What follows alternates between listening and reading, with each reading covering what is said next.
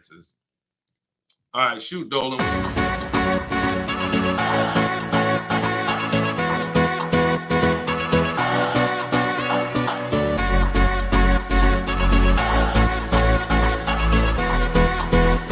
The worst possible thing you could say when you walk into a car dealership. I spent 5 years with Mercedes-Benz, 5 with General Motors, and the worst thing a person could say when they walk in is, if you could just get me to this payment, we got a deal. So your loan's probably still like 19, which means you got to pay to get out. You're upside down. It's called negative equity.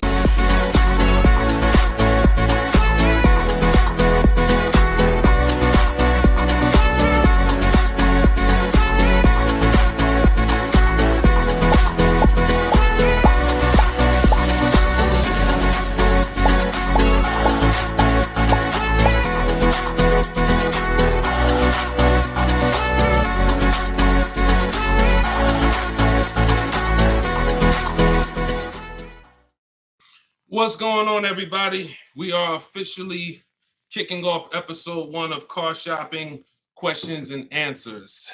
I am your host, Deshone the Auto Advisor. We're going to do this show for about an hour.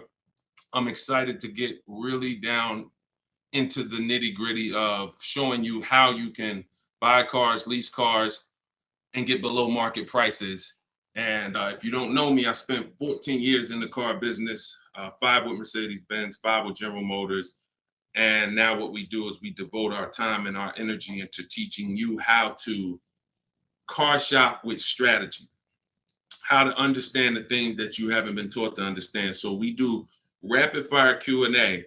And no matter where you're at, I want you to start typing your questions. We're live on 4 platforms right now. And this whole broadcast is going to be sponsored by my new book. It's a digital book. It's called Cars from Home: 7 Steps to Saving Time, Money, and Avoiding Dealerships. There's a link in every single post, so you can get your copy at 75% off for the next 30 minutes. But while we're here, let's go deep. And everything I'm going to be teaching you is going to be out of my book. And all of your questions are going to be answered in one of our 7 steps. So start typing your questions. I got my man Dolan in the background. I see a lot of people on TikTok, but I don't see the questions coming in on TikTok yet. And TikTok, y'all usually are the ones that send the questions the fastest. So let's get these questions up. And so Dolan can start loading them onto the show and we can get down to business. So Dolan, kick us off when you're ready. 75%. Yes, 75% off is today, SS. That's from YouTube. Yes, you can get it for the next 30 minutes. It's normally $97. But it'll be in your inbox in about 5 minutes at 75% off. So let's go, Dolan. When you're ready, if we've got the first question, let's kick it off. Okay, this one's from YouTube. Hello. Thank you for all your advice. We're looking at the car on Copart, and it was a salvage title. What is your experience with these types of auctions? So I don't get into teaching about salvage titles. I'm going to tell you why. I consider that to be like foreclosures.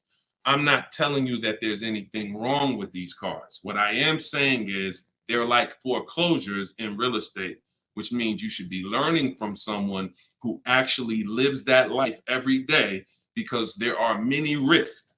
When a normal person starts entering into a high risk market, the rewards could be high, but also the risks are high. So I would tell you to find someone who's buying salvage titles, buying at auction, and learn from that person. Okay, go ahead, Dolan, shoot the next one up. Okay, this one's from Instagram. I got a lease with Nissan, not looking to go back to Nissan. Should I buy it out and then trade the vehicle in for what I want? This is a great question. First of all, can everybody hit the share button? And if you're on TikTok, can y'all just start tapping the screen and light this up? Because we want to set people free, and it takes all of us to do this. It takes the people who are committed to this mission. You want to save money. You also want your friends to save money. Tag somebody. They'll thank you. So this is a great question. The only time it makes sense financially to buy a lease is when you're keeping it another 8 years. I'm going to tell you why. I'm teaching something called the 8-year rule, because what you guys have to learn is the unseen expense. The unseen expense is depreciation. That's the expense you haven't been taught to see. You haven't been taught to focus on it. It's depreciation. That's the reason why when you buy a car today for $30,000, tomorrow, if you tried to sell it, it's not worth 30,000 anymore. It's worth 25. It's worth 24, whatever. That's depreciation. So when you keep your car long term, your car's value goes down like this. But when you keep it long term, the depreciation starts to level out. When you buy your lease, all you're doing is buying a pre-owned car. That's all you're doing. Yes, it's a lease that you had, but you have to start seeing it as it's just a used car. So you want to ask yourself, should I buy a used car and then turn around and sell it? That's what you're talking about. Now, Coach Mojo, we don't buy leases. What we do is we see if we can sell them for a profit. If you didn't know you could sell a lease, I want you to type a 1 in the chat. We're going to be peeling back a lot of things you're going to discover as you listen and you stay in this community. You can sell a lease. Most of you have heard of the term lease with the option to buy, but you're not familiar with lease with the option to sell. You have those rights no matter what. 9 times out of 10, we're going to exercise our option to sell. And how you sell, there's 3 ways to sell. There's 3 different types of what I call an equity assessment. This is step 2 in my book. You must do an equity assessment. If you have ever dropped your lease off to a dealership and you haven't done this, then you could have given them thousands of dollars without knowing. So what you're going to do is do an equity assessment by calling the bank, finding out how much you owe. You want to get your payoff. That's going to tell you, let's say it's $18,500. That's your customer payoff. Now what you want to do is you want to see who will pay you more than that, or at least that amount. And we don't go to dealerships for that. We go right online. This takes 20 minutes to do. We're going to go to CarMax.com, Driveway, Carvana, Kelly's Blue Book Instant Cash Offer, AutoNation, and Car Guru Sell My Car. This is going to get us 6 offers, cash offers. See, our cars are not worth what an algorithm tells us our cars are worth. Our cars are worth what a person is willing to pay for today. And when you see those numbers, that's going to tell you if you have equity versus not having equity. So the short version of your question is, Coach Mojo, you shouldn't be buying your car unless you're planning on keeping it another 8 years, because we teach something called the 8-year rule, which is if you're not keeping your car 8 years, you're not going to outlive the depreciation drop in value. So you shouldn't be buying it. You should be leasing. And I know a lot of you probably, you're well, Deshone, I was taught never lease. I was taught don't lease. I was taught don't lease. Well, you're going to find out the more you stay here, as you just dive in to financial numbers we go over, you're going to see that that's bad advice. And unfortunately, millions of people have been subject to bad advice that has been costing them money. Okay, so we'll go more into detail on that. There's only 2 ways to beat depreciation. Long-term ownership, that's our 8-year plus people. If you're keeping your cars, your next car, if your plan is to keep it 8+ years, I want you to type K in the comments for keeper. Type K in the comments if your next car, you're like, Deshone, my next car, I want to keep it at least 8 years. I want you to type a K. All right? Now, if you are not keeping your car at least 8 years, then you should be shopping for a lease, because that's how you're going to avoid depreciation. We're going to talk more about leasing, because you cannot just get any lease. You have to get what I call a good value lease. We'll go more into detail on that, but that's the foundation, Coach Mojo. Answer those questions first before you think about anything else. All right? Go ahead, Dolan. Shoot the next question up, man. Keep typing the questions, y'all. We're bringing them from all platforms. This one's from TikTok. What to do if you have no pre-approval letter, even with a 730 score? Okay, great question. We don't focus on pre-approval letters. What we focus on is making sure. All right, so I teach something called the bank bidding war. Everything we're going to do from now on is going to be a bid. Could y'all keep tapping the screen on TikTok? I see y'all running the lights up. When y'all keep tapping the screen, what it does is let TikTok know, listen, more people need to get over here, because we're talking about something that everyone needs to hear. So I appreciate y'all. Look, they're running them up. What to do if you have no pre-approval letter. So we were taught always get pre-approved. But here's the problem. People got onto it. Whenever we do something and the public starts moving in a way, the big companies adjust to it and they find a way to infiltrate it. Most of the companies that you're trying to get pre-approved from, that I'm trying to get pre-approved from, their goal is to isolate us. Something called restricted pre-approvals. I'm gonna tell you what a restricted pre-approval is and why we stay away from them. A restricted pre-approval limits where you can shop. We'll approve you, but only to shop with Carvana. We'll approve you, but only to shop with our dealer network. We'll approve you, but only to shop with a drive time dealer. Because a pre-approval is the whole purpose when you learn how we shop, which is to shop wide. When you start seeing to shop wide and get multiple offers and see the entire 100-mile radius within where you live as a huge market where people are competing to sell you a car, you'll start seeing why we never want to deal with a restricted pre-approval. So what we do is we use something called the bank bidding war. The only way, how many people have asked themselves, did I get the best interest rate? Type dollar signs. If you've asked yourself ever, you bought a car and you said, did I really get the best interest rate? Type a dollar sign if you've wondered that. See, the only way to get something we call price assurance, which is to guarantee. See, these are powerful words that I want you to add to your vocabulary when you're car shopping. We need to guarantee that we got the best interest rate. How do we do that? Getting bids. Experian wrote an article. They allow you to have multiple lenders pull your credit with a hard pull and compete and give you rates within a 14 to 45 day period. Now, don't ask me why they say 14 to 45 days. That's the window. I'm going to teach you how to do it in a way where it'll only take you 2 days and you're going to let tons of people run your credit and you're going to guarantee you got the best rate, and it's going to weigh on your score like one hard inquiry. So if one hard inquiry would have dropped your score 9 points, natural. We buy a car, a hard inquiry is going to drop our score. That's natural. But we're going to get 20 hard inquiries and it's going to drop our score the exact same way. This is how it works. You do not let anyone run your credit under any circumstances until after you find your car. In my book, I have something called the Perfect Budget Calculator. I created this tool. What it does is it's going to tell you, it's going to give you multiple goals. It's going to tell you exactly what car you can afford. It's going to tell you how to be under your max monthly payment.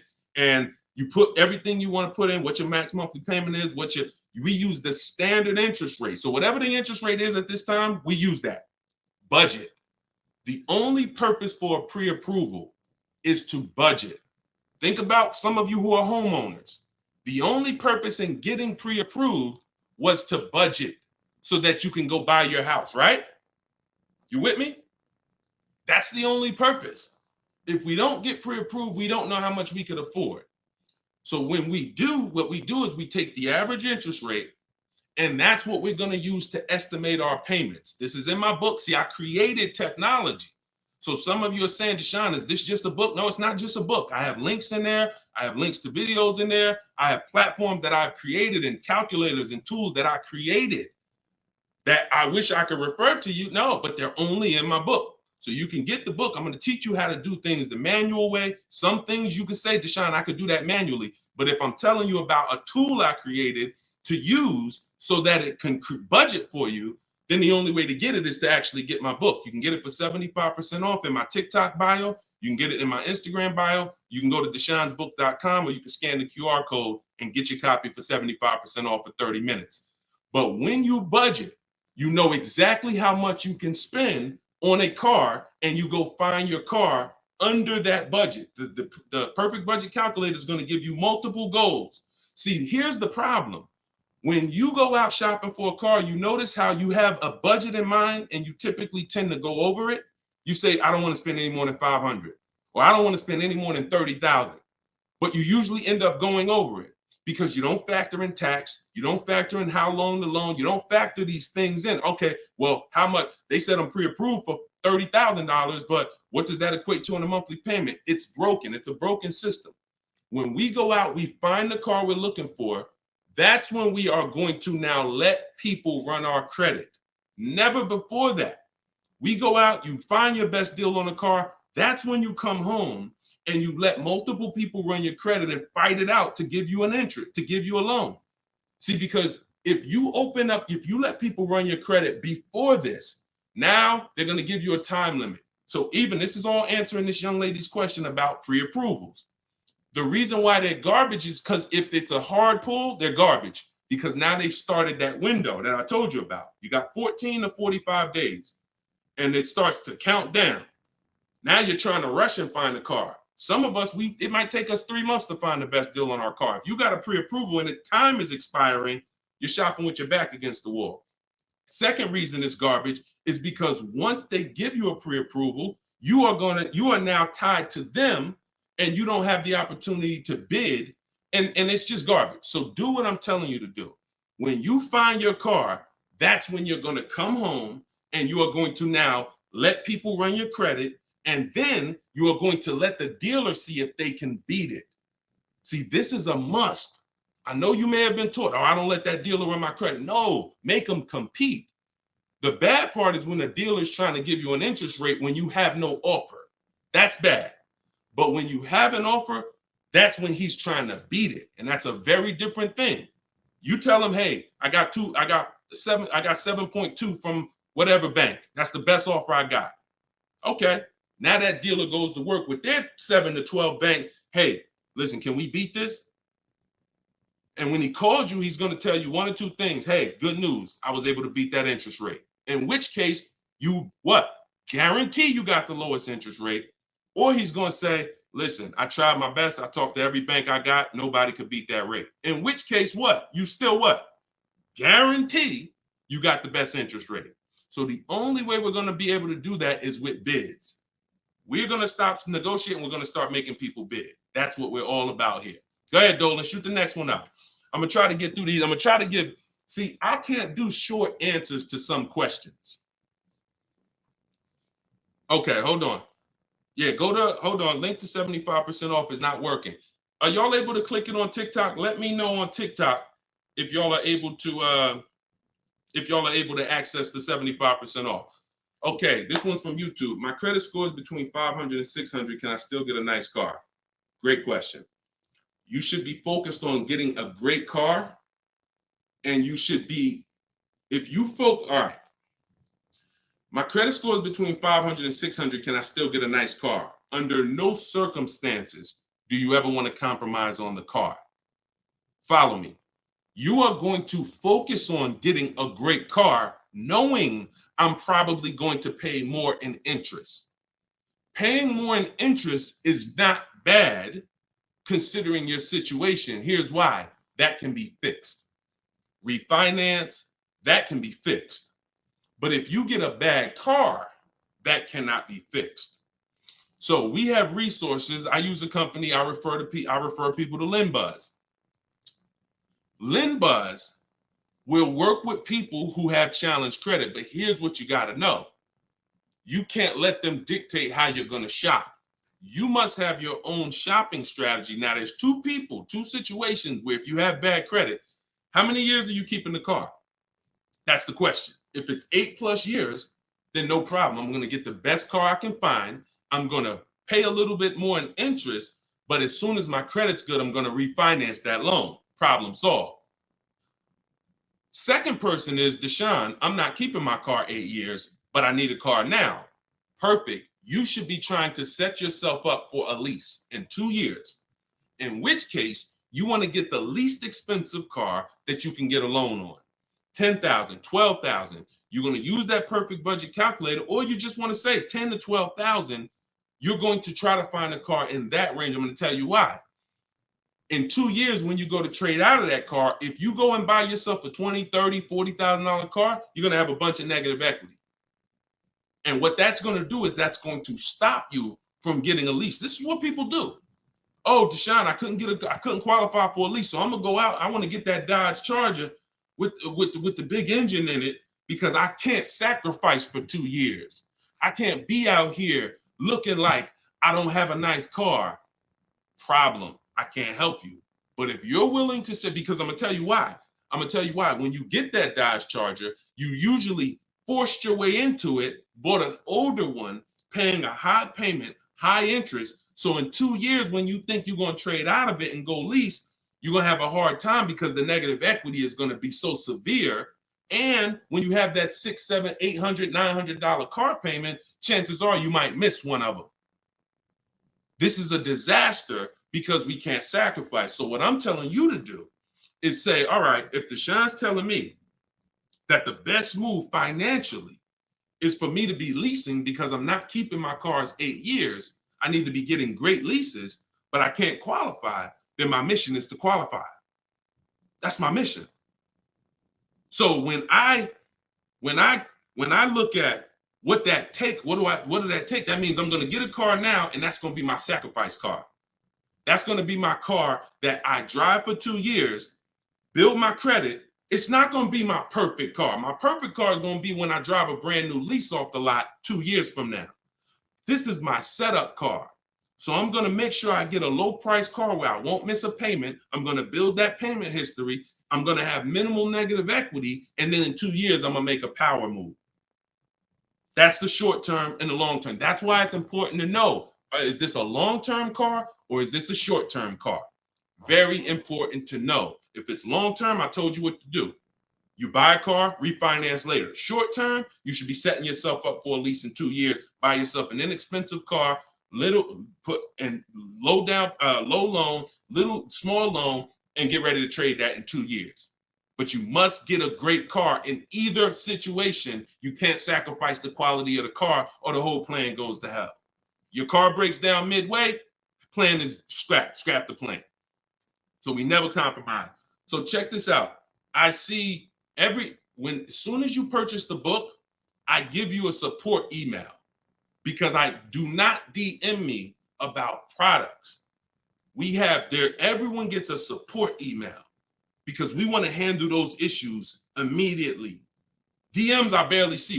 Thank God we got 2 million plus followers. I can barely see DM. That's why as soon as you get a book, I say screenshot this screen. If you don't get that book within 5 to 10 minutes, check your spam, check your junk.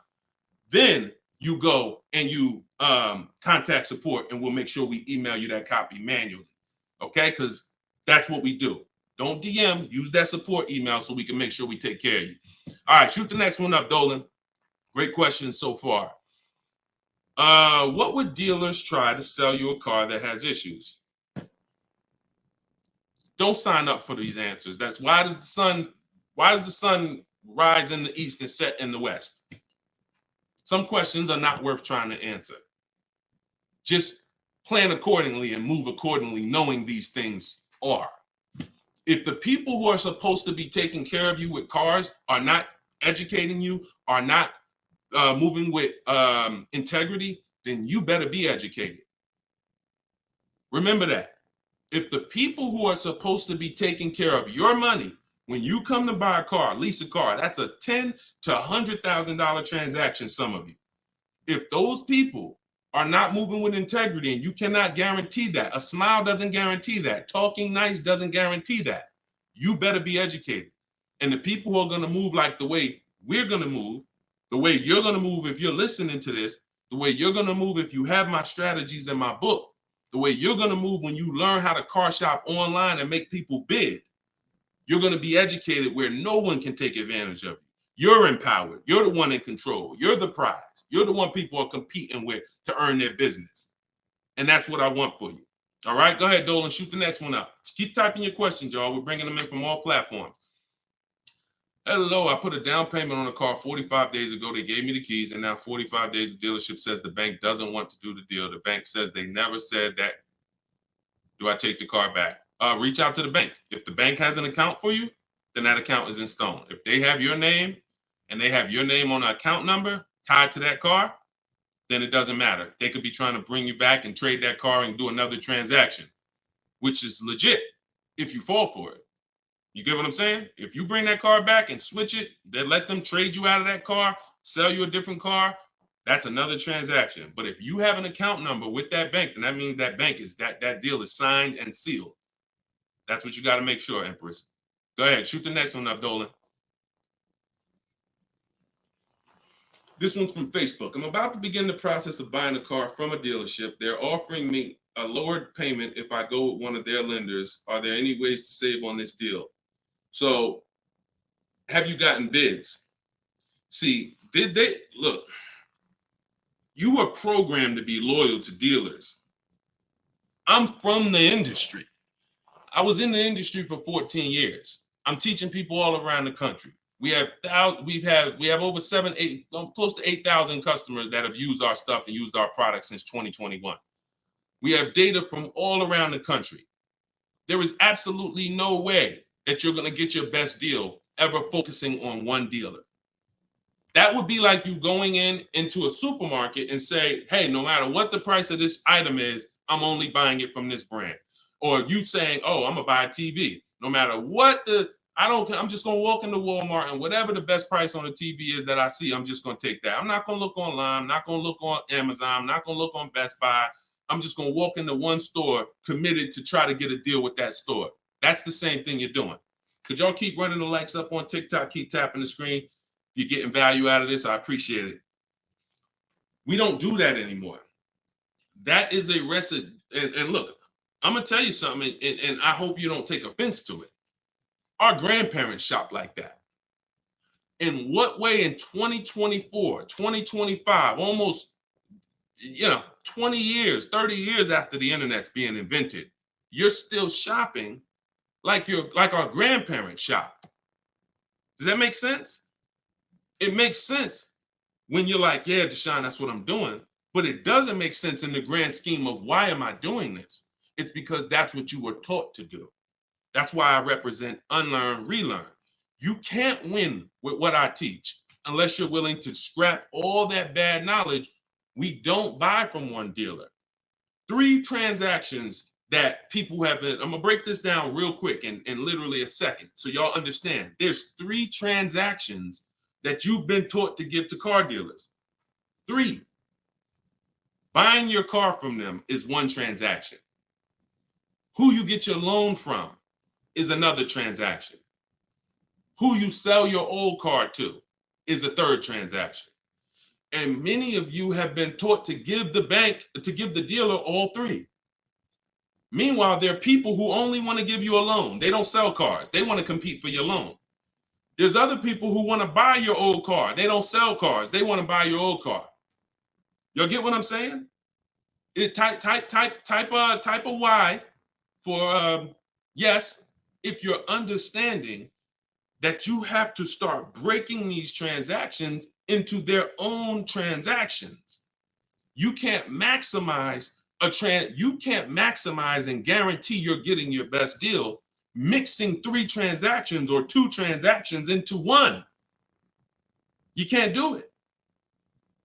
We're breaking them up. And now once we break them up, how do we guarantee we get the best offer in each one? Bids. So you understand? So what we're doing is we need to see our old car, our old lease, our old car that we have that we're replacing. Who I'm going to sell that car to is one transaction. And whoever's going to win the bid gets the car. Who I'm going to get my loan from, that's another transaction. And whoever wins the bid gets my loan. Who I'm going to buy my car from, that's another transaction. And who's going to win the bid gets the car, gets to sell me the car. And we do this in 60 minutes. See, what you're going to see, watch this. Let me show you Frina. Frina just picked up her Jeep last week. Look at the deal she got. This is why you're never going to get these deals walking in the dealers. You're never going to be able to guarantee your best deal walking in the dealers. You're going to sit at home and be in control. Look at Frina's deal. She said, look, I'm a proud graduate. Cars from Home that's our video library. And, like I said, I coach people all around the country. She said, I picked up this baby yesterday. Look at the date. 2024 Jeep Grand Cherokee Anniversary Edition. Followed the program, used all the scripts. I have scripts in my book. I have scripts that we don't talk. Because if you have to talk, you run the risk of messing something up. No offense. I'd rather you type. If you'd rather type than talk, Type of 1.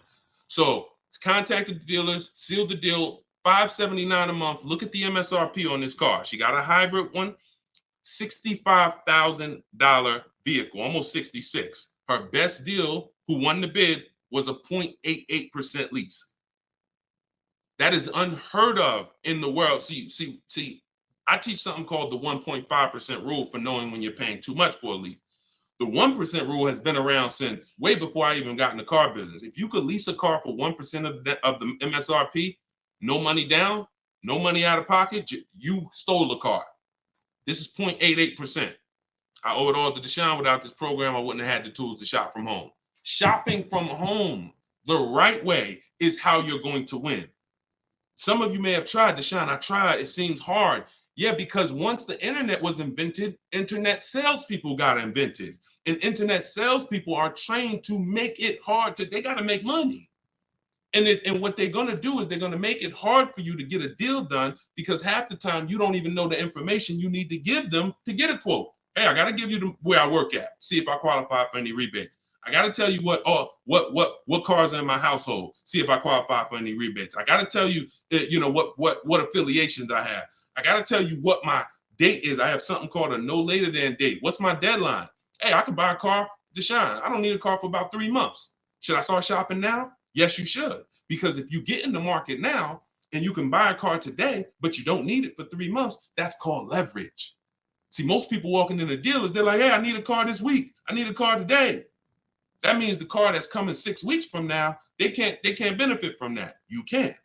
But you got to learn how to give this information. And this is why when you try to shop online, you have a hard time, because you don't know. You're defensive and you're like, I'm not giving a dealer what they need, but I'm also not staying in a position where I don't give them too much information where they can use it against me.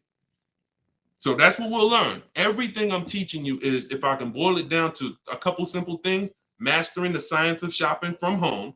That's why my book is called Cars from Home, 7 Steps to Saving Time, Money, and Avoiding Dealerships, and making people bid for your business.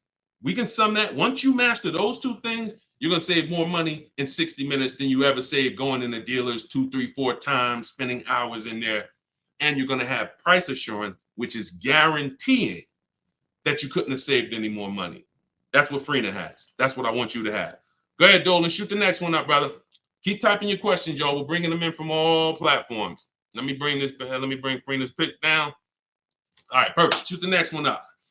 All right, I'm trying to fly through these, y'all, but I can't give short answers. You get what I'm saying? I got to give you the full answer. Can you get a great deal on the lease vehicles on a Range Rover? Okay, great question.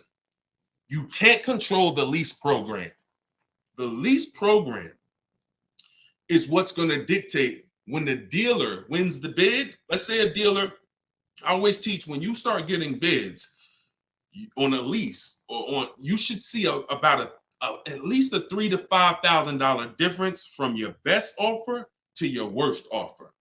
Now, sometimes it's more drastic than that. You're doing it, you'll see a $7,000 difference from your best offer to your worst offer, but you need to see a spread. I'm going to tell you why. 80% of dealers are overpriced. So when you start getting offers, if you don't get enough offers to where you see that spread, you haven't gotten enough offers. I teach you need to get at least 5. In my book, I have something called the 25 to 5 strategy. So once the whole purpose of a bid is to find the dealer that's willing to discount the car and sell the car lower than all their competitors. And if there's any rebates, to disclose them to you. That's only going to come through bids, because you don't know who you're dealing with. An 80% dealer is not going to tell you all the rebates. An 80% dealer will tell you, okay, yeah, there's no rebates, but there actually is. 80% dealer is going to say, all right, yeah, there's $1,000 rebate. Hey, but there's actually $2,500. So you can't depend on an 80% dealer. You have to get multiple offers and reveal who the actual dealers are who is going to win the bid. Now, once that happens on a lease, the lease program is in the background. And if the lease program is trash, then you're going to be over 1.5%. And over 1.5% means the payment you're paying, when it's more than 1.5% of the MSRP, that means you're paying too much for a car you're giving back.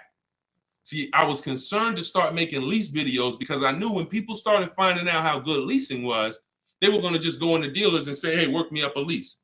Problem with that is, if you don't know how to get a great lease, you're going to get a bad lease, sign up for it, and it's still going to be better than your history of purchasing. So you're going to think you won, but you left thousands of dollars on the table. So I don't want to teach you about going after leases until you learn how to get multiple offers so you can reveal the best deals. But what we do is we always with leases have 3 options because we can't control the lease program. And if we can't control the lease program, we need to have a bet. Because look, y'all, there's tons of companies out there that are offering bad leases and people are signing up for them, especially some luxury brands. Every car has a different lease program. Luxury brands will say, hey, we're going to put a bad lease out there because we know we can ego sell people, which means, hey, come on, Mr. Jones, come on. How long you been driving Range Rovers? Man, I've been driving them for 12 years. All right, well, come on. You really gonna leave Range Rover over a couple dollars? Yeah, but I mean, the lease seems kind of high. It seems like, I'd be better off buying the car. No. If you don't know that, they're going to ego sell you. So until people stop signing these bad leases, we are not going to get to the point where some of these banks say, all right, we got to stop with the bad lease deals. Now, conversely, opposite end, there's phenomenal lease deals out there. Like Yusufrina. I'll show you a couple more before we jump off the show. So it's harder to get a great lease deal because there's a lease program. It's easy to get a car if you're buying brand new through bids. Easy to save thousands of dollars. But we can't dictate the lease program. And we're not going to sign I will never say to you, sign a bad lease. Dealer will tell you, oh, look, I'm beating all my competition. Phil, man, look, I'm saving you like $6,000. Man, I wish I could lower the payment, but the lease program's not good. That's okay. That's why it only takes us 60 minutes to get these quotes. We don't want to spend hours to find out it's a bad lease program. We pick a car, we get our bids. Within 2 days, we're going to know if it's a bad lease program, in which case we move to our Plan B vehicle. Okay? So everything I'm teaching is out of my new book. It's called Cars from Home. It's a digital book. It's called Cars from Home, 7 Steps to Saving Time, Money, and Avoiding Dealerships. Your goal is to master the science of car shopping from home and to start making people bid for your business. All right, that's everything it's going to show you in 7 steps, and you can get it for 75% off in my TikTok bio, or you can get it in my Instagram bio, or you can get it in my you can go to deshonsbook.com or scan the QR code. Go ahead, Dolan, shoot the next one up. This one's from TikTok. How do I get out of negative equity? 3 options for negative equity. That's it. And after I tell you these 3 options, I need you to know the cause. The cause is super important because I can give you a Band-Aid, but if you don't know the cause, you're going to continue to be in trouble. 3 options. 2 lead to a new car. 1 doesn't. Negative equity is the bad credit to people with good credit because if you have too much, it will stop you from getting your car. So your first option with negative equity is to pay it off. Here's what happens. You want to use that equity assessment process that I told you about a little while ago. You're going to call your bank, find out what you owe. After you find out what you owe, you're going to go to those websites I mentioned, CarMax, Driveway, Carvana, Kelly's Blue Book Instant Cash Offer, AutoNation, Car Guru, Sell My Car. That's going to give you 6 cash offers. These people are bidding on cars every day. They usually put their best offer out there. In 30 minutes, you'll have 6 offers. They pay more than dealers on average. In fact, 2 or 3 of those bids you're going to get are actually from dealers. So it's a nice mix of offers. 3 of them are from online car buyers, CarMax, Driveway, Carvana. 3 of them are from car dealers, local car dealers. So it's a nice mix, but they're bidding. That's going to lead to the least amount of negative equity because remember, when you get bids, you're getting the most value. You're getting the most savings. You're getting the most money when you are getting bids. So let's just say you pull your payoff in at $16,000. Your highest bid is $14,000. That means you have a $2,000 negative equity gap. You are much better off coming up with the $2,000 and paying that car off and going into your next transaction clean. That is the best way to go. Because now, if you can't do that, I'm going to tell you why it's the best way when I tell you the second way to get out of negative equity. If you can't pay the difference, then that means you must bring that car. You can't do a separate transaction with that car because you need the dealer who you're going to buy the car from to wrap the negative equity into the new deal. They are still going to win the bid. You must, in all cases, only deal with dealers who won the bid. But once they win the bid to sell you the car, now when you come to them, you're going to now bring your old car into it and see what it's worth to them. When you see what they can pay for it, you're going to see in most cases, it is not going to be the highest number you got from the online buyers. So if the online buyer's highest number was 14, maybe that dealer can only pay 12,200, 12,500. And you might say to them, hey man, but CarMax was offering me this. They're not going to be able to match it in most cases. It's just not possible because they can't win both bids. If you start buying cars for the most money, selling cars for the least money, it won't take you long to be out of business. That's probably what happened to Vroom. They were buying cars for the most money and then trying to sell them, and they weren't able to make the profit. So we must separate the process, but if you can't pay the difference, you now must bring your old car into the process after a dealer wins the bid, introduce them, hey, this is the car. Now, they've already won the bid. They beat all their competition to sell you a car. So they've already proved they're a 20% dealer. Now you're bringing your old car, and you're going to see, Dad, if I would have sold it to them, I would only had 2,000 negative equity. But bringing it over to this transaction, I actually got like 3,700 negative equity. And there's nothing we can do about that. That's why I said the plan A is always, if you can cover the difference, cover the difference. If you can't, that's your only option. Now, here's the third thing. I told y'all 2 things lead to a new car with negative equity, 1 doesn't. If you have too much negative equity, you have to understand loan to value ratios. Loan to value ratios have nothing to do with credit scores. That's why I call negative equity the bad credit to people with good credit. When you bring your negative equity over, the bank is only going to lend a certain percentage above the price of the car.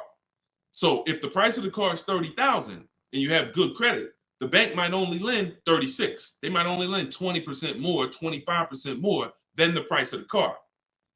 So if you're coming over and you're trying to do a no money down deal, which is what we do, we shop with no money down. If we can make no money down deals and we can get the car payment to where we want, if we can get the whole deal to where we want with no money, that's what we do. It's different when interest rates are higher. We typically put more money down to avoid paying more high interest. But when it comes to us shopping, we always shop with no money down. So if you're trying to do a no money down deal and you are trying to bring all this negative equity over and trying to not just finance the price of the car, but the tax, the fees, and negative equity, you run the risk of blowing out the loan to value ratios, in which case you're not going to be approved. You could have a 900 credit score. They're going to tell you you got to put money down because you can't finance all that negative equity. So it depends on how much. And if that's too high and you can't put down money to actually make a difference, then you're going to need to stay and pay down that car for a couple more months or even maybe a couple more years to lower the amount of negative equity. So that's how you get out. That's all in my book. 3 ways to get out of negative equity. But what you got to know is the cause. Only legitimate reason for negative equity is because you had an emergency and you had to switch cars. Now, if we go by things that can be prevented, like Deshone, I bought a car, it's breaking down. Well, that means you bought the wrong car. We can prevent that with knowledge. Now, if you say, Deshone, I just wanted a new car and I switched it, that's costing you. And because you don't understand leasing, see, 90% of the time, 10% we give to emergencies. Deshone, man, I had a sedan, then I had twins, I had triplets. I need to get an SUV. I got to switch the car. Understood. Legitimate reason. Switch the car, stay in it long term, pay off, and keep the car. But 90% of the time is you don't understand leasing. And you buy your cars, you take out 5, 6, even God forbid 7-year loans, you switch these cars in 3 years, 4 years, you always have negative equity and you're overpaying by thousands of dollars. That's the cause. That is the cause. I've been doing this since 2006. The reason for most people, most of your negative equity is because you haven't learned the lease yet and you're buying cars, but you're a short-term person. All right? And the more you stick around here, the more you'll understand why that's a mistake. If you get my book, you'll understand, oh, I've been doing this wrong. Now, I was taught this. I don't blame you. You were taught that. But when you learn, when you do better, when you know better, you do better. And that is my goal, is to make sure you know better. My pleasure, Reggie. Said thank you for everything. My pleasure. Absolutely. Everything I'm teaching y'all is out of my new digital book, Cars from Home, 7 Steps to Saving Time, Money, and Avoiding Dealerships. You can get your copy for 75% off as part of our launch in my TikTok bio, in my Instagram bio, or you can go to deshonsbook.com. There's a link in the comments, or you can scan the QR code if you're watching us on the television, and you can get your copy for 30 minutes. Once that timer expires, book goes back up to $97. So get your copy before the timer runs out. Go ahead, Dolan, shoot the next one up. All right, this one's from YouTube. Appreciate all of your content. Thank you. We are looking to buy our teenage daughter her first car. Is there any downside to purchasing outside of a name franchise dealer? No, if you do your due diligence, because there's 100,000 plus used car dealers in the country. Let's assume 80% of them are trash. As long as you are sorting, when we shop for used cars, and you want to ask yourself the 8-year rule question. If you're not keeping this car, if you don't think your daughter's keeping this car 8 years, then you should be shopping for a lease for her. Now, if you say the only difference, there is one exception to the 8-year rule for those of you who are buying inexpensive used cars. $10,000 used cars, $7,000 used cars, that's different. That's different. I call these smart cars, not the little smart cars. It stands for saving money at the right time. So if you're buying these cars, my brother does this. He buys pre-owned cars. He gets them $10,000, $7,000, $5,000, and he drives them. He pays very little money. Sometimes he sells them and makes a little money. That's different. But the mainstream cars, if you're not keeping them 8 years, $15,000, $20,000 used cars that you're buying, you're going to see the 8-year rule is the gospel. You should be buying cars if you're keeping longer than 8 years. You should be shopping for aggressive leases if you're not keeping 8 years. So let's assume you're going to keep this car 8 years. When we are buying from used car dealers, y'all, we are absolutely shopping 100-mile radius, at least. That's usually where we start. And then we're going to search, and we're going to narrow down based on title history, based on service records, based on accident history. And then we need to verify that the price that they advertise online is legit, because there is something going on right now. It's been happening for a few years. They know you're looking for online prices. So what they do is they put a price online that they don't intend to honor.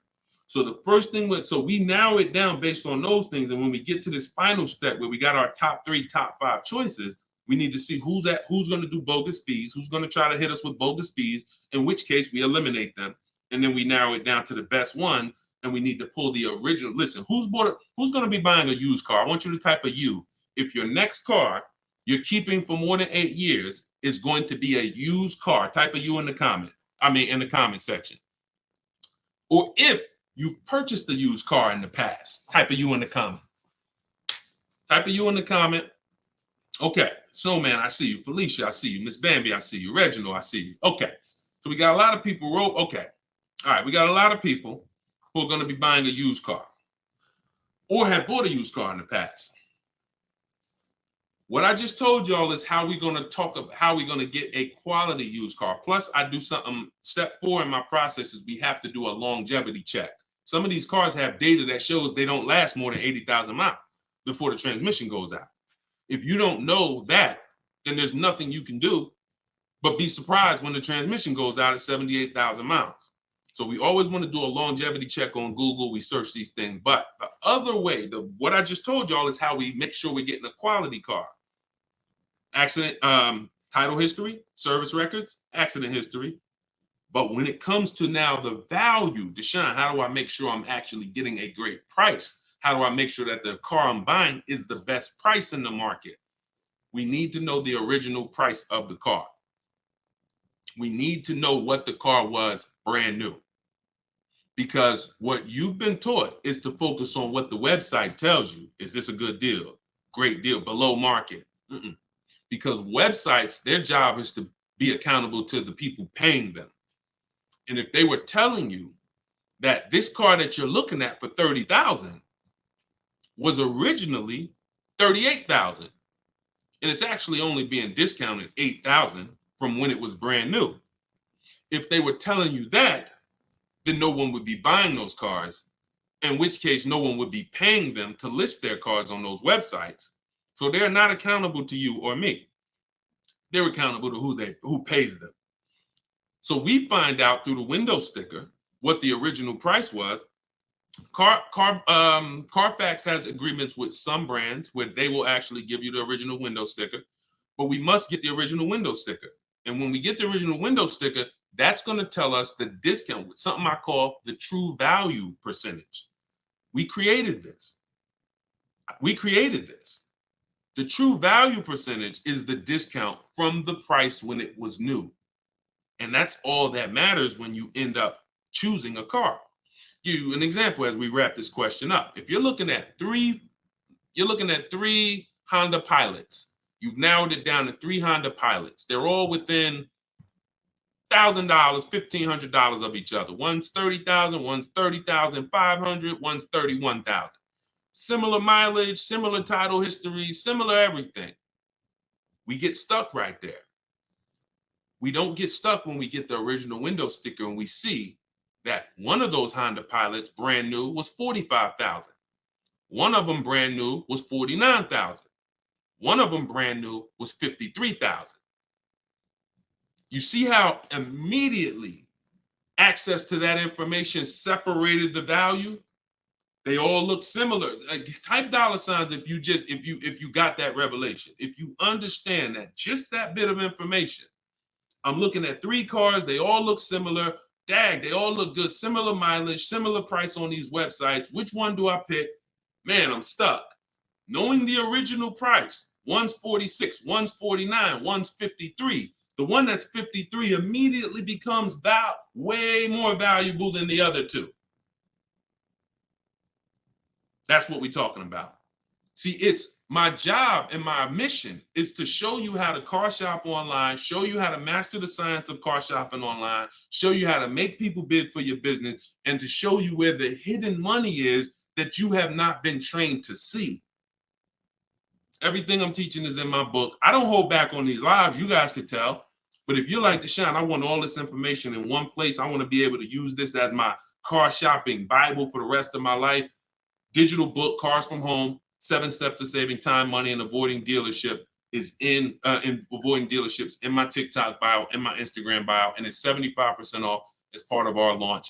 Get your copy, use it, and win. All right, let's go, Dolan. Shoot the next one in. Great questions today. Let's go. Keep typing them, y'all. We're going to try to get through as many as possible. How many miles can you drive a leased vehicle? Great question. Many of you were taught that you have to take what they give you. Or some of you were taught they only do 10,000 miles a year on a lease. All of that was bad information.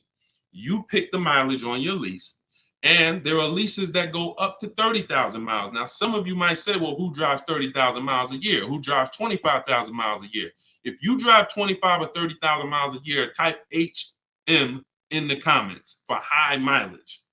So when you think about that depreciation curve that I told you about, your car's value normally, if you're a normal driver, your car's value goes down like this. If you're a high mileage driver, your car's value goes down like this. And so the mission is always to avoid the unseen. This is the unseen expense. I want you to always keep this in mind, because as long as you keep this in mind, buying versus leasing is going to be paramount to you, because you want to avoid this. If you're buying cars 2, 3, 4, 5 years, switching them out, you're switching them out when they're losing the most value. But long term, the value cools off, the depreciation levels out. You don't lose as much value over the years. Some of you have cars that's been outside for 8, 9, 10 years. That car is going to be worth about the same amount it's worth today, a year from now. You've won. That's the goal, to get to that level. If you're buying, if you're like Deshone, I'm not keeping a car 8, 9, 10 years. I'm not going to ever reach that level. Then you should be shopping for leases to avoid the depreciation hit. So when it comes back to 83rd degrees question, you can tailor a lease up to 30,000 miles a year if you want. And here's where I learned this. I was a manager at Hyundai for 6 weeks. Guy came in. He was returning his lease on a Hyundai Sonata. I was doing the lease return for him. And I said, hey, you leased this?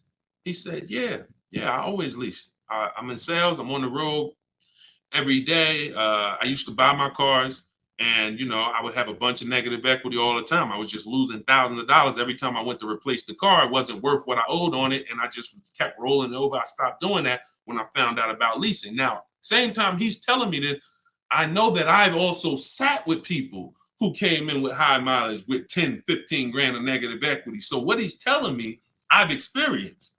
And I'm trying to help these people and dig them out of this hole and help them get another car, but they have a ridiculous amount of baggage from the old car. So he told me that, and I saw his payment.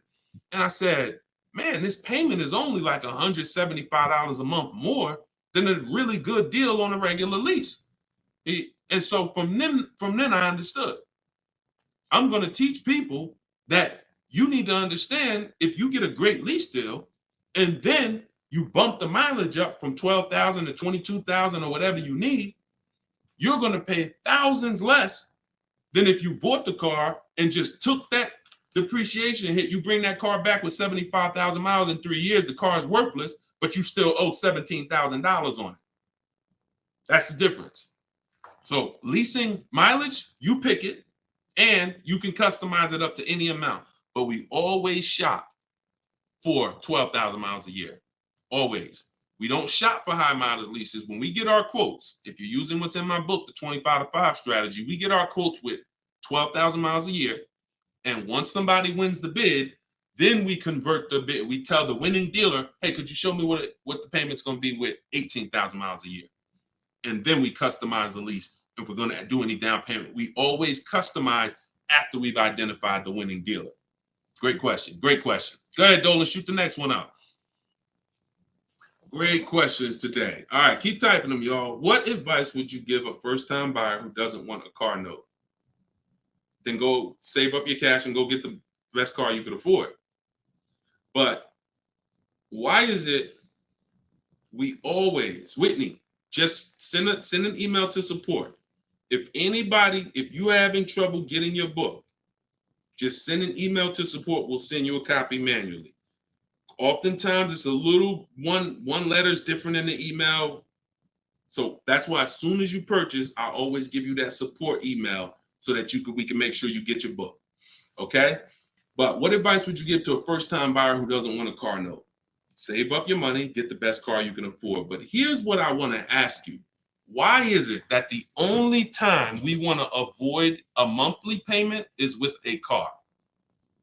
We don't say to the electric company, I don't want a monthly payment. We don't say to the water company, most of us who are buying a house, we have a mortgage. Most of us who are renting, we pay rent every month. Why is it that the only thing that we say we don't want a monthly payment on is a car?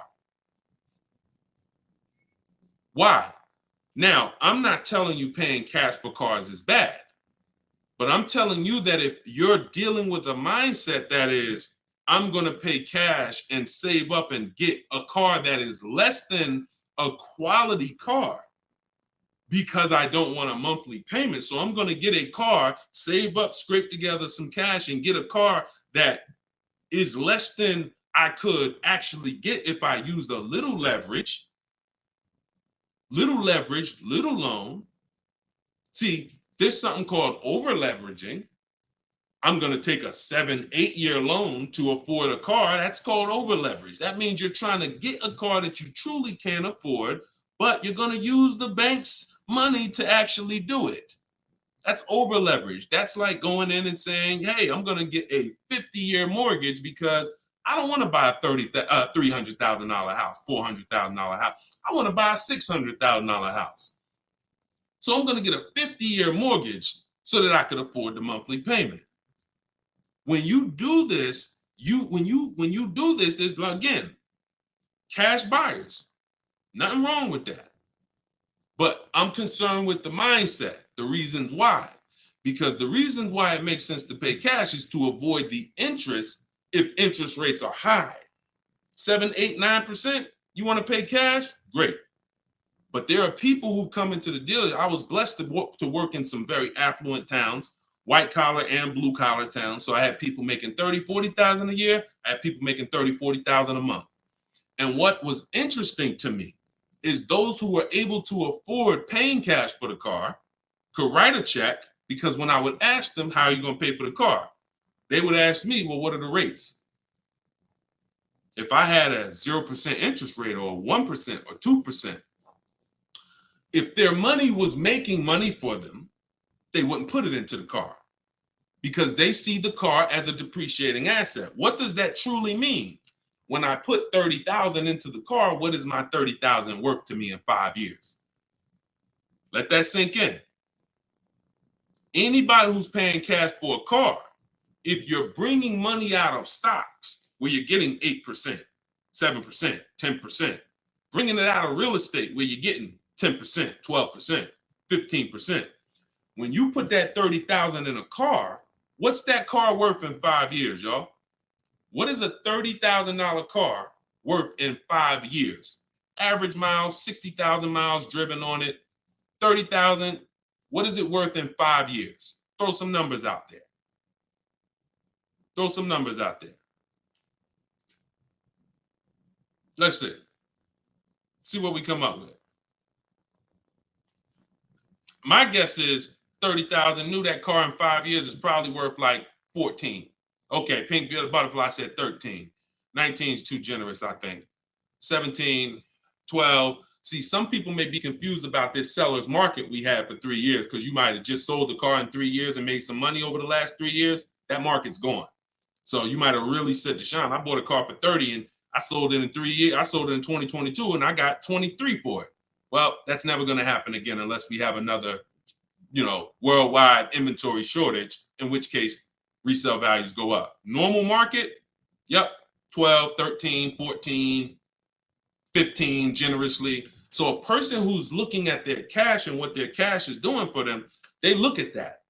I put that money in my car, 30,000. That money could have been in the market, and that 30,000 in 5 years could have earned me another $6,000 of interest, $7,000. In which case I'm up. But at that 30,000 in the car is worth now 15 or 14. So these are the things. I don't teach one size fits all. I teach custom. I teach it depends on what you're doing with your money. If your money's invested and interest rates are low, then leverage a little bit. If your money's not invested and you're like, Deshone, I got my money in the mattress, I got my money in the bank, I'm not really doing anything with it. All right, pay cash, keep things low. Keep things low. If interest rates are high, pay all the cash, higher down payments, get the loans out of here faster.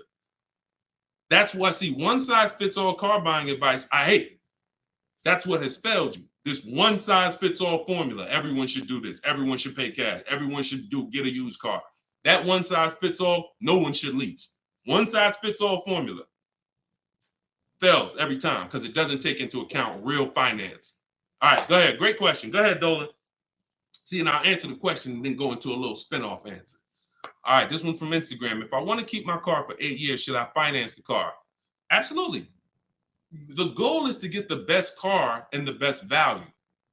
So if you can't pay cash and you say, I want to get a better car, what I teach is when you start budgeting, you are going to now see, can I get a new car or is my budget for a used car?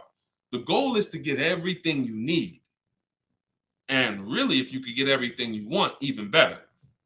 What's the difference, Deshone? Well, needs is I gotta have 3 rows because I got 4 kids. Needs is I need a car that has enough power to get me on the highway because I'm on the highway a lot and I can't have an underpowered car. That's a need. A want is, I want the leather, I want the big sunroof. So you must get all your needs at all times. You cannot sacrifice needs. I want y'all to put these two things into very important buckets, needs and wants. Needs and wants is the goal. Once the budget gets compromised, once you get out there, if you see I can't get the car I want with everything I need, everything I want, the wants have to scale back. The wants have to scale back, not the needs. I had a woman walk in the Mercedes when I was there, and she was like, hey, I want the big truck because I got kids. I need the 3 rows. And once we worked out the deal and the numbers, she saw the numbers and she was like, oh, that's above my budget. But what about the 2-row one? What about the smaller one? I said, didn't you say you need 3 rows for the kids? Yeah, you're right. You're right. See, she's about to take a need out to get a want. Does that make sense? So needs and wants are the big things. Needs will make you switch the car because you didn't get what you need. And when you switch the car, you lose money. So when you didn't get what you need, you will switch the car and lose money. If you didn't get what you want, that's easier to bear. Needs is like from day one, this car is not doing what I needed to do. So we must get our needs first. And that's what we talk about. So then you choose, can my budget get me a new car or a pre-owned car? And once you make that decision, you just go out and you're now shopping the market. I use, in my book, I have something called the multiple marketplace strategy. This is when we shop for used cars. We're on all the marketplaces. We're seeing the whole market as one big marketplace. Everywhere cars are, we are looking and we're narrowing it down to our best, top 3, top 5. And then we're taking one across the finish line. You can't get below market deals on a used car until you see what the market is. See, let me go deep on this for a quick second. The goal for me, if you're learning from me, your goal is to get below market deals, below market leases, below market. You saw Freena's lease. That's a below market lease. That's not a lease that you see advertised that people are getting. So below market pre-owned cars. In order for you to get a below market pre-owned car, you got to know what the market is. So sometimes you're going into one dealer and you're looking and saying, okay, let me negotiate with him. That's a mistake. You don't know what the market is. When you see the low side of the market on a used car, now you're able to see, again, if you're shopping the right way, there's always a spread because there's always people untrained who are going to pay the higher prices. They're going to walk into those dealers. They're going to go back and forth, take $2,000 off. They think they won, but you were negotiating with one of the higher price dealers. So because he took $2,000, $3,000 off, you think you won, but you were at the wrong dealer to begin with. So once you actually see the low side of the market, we zero in on that. And we zero in on that, and we look to take one of those deals across the finish line. Can't get below market deals if you don't know what the market is. That's why when we look at used cars, we're not looking to buy the first day.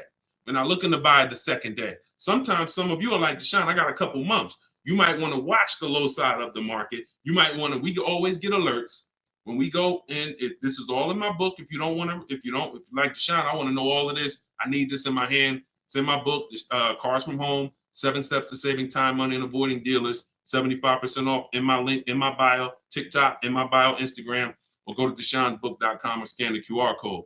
But when we are getting these, when we are looking at the low side of the market, you might want to watch it. You might want to watch it and see, okay. And then we have alerts on. So every new car that pops up on these marketplaces, we get an email immediately. So we get an email immediately. And if I know that the low side of the market is 22, 23, the minute that car comes on, I'm going to be one of the first ones on it, where everyone else is going to hesitate. When a dealer gets a new car, typically a person who doesn't know the market, they're going to go in there and they're going to be like, all right, is this really a good deal? Meanwhile, we know the market. So we know in a minute, I'm going to snatch that deal before anybody even knew it was there, because the best deals do not last.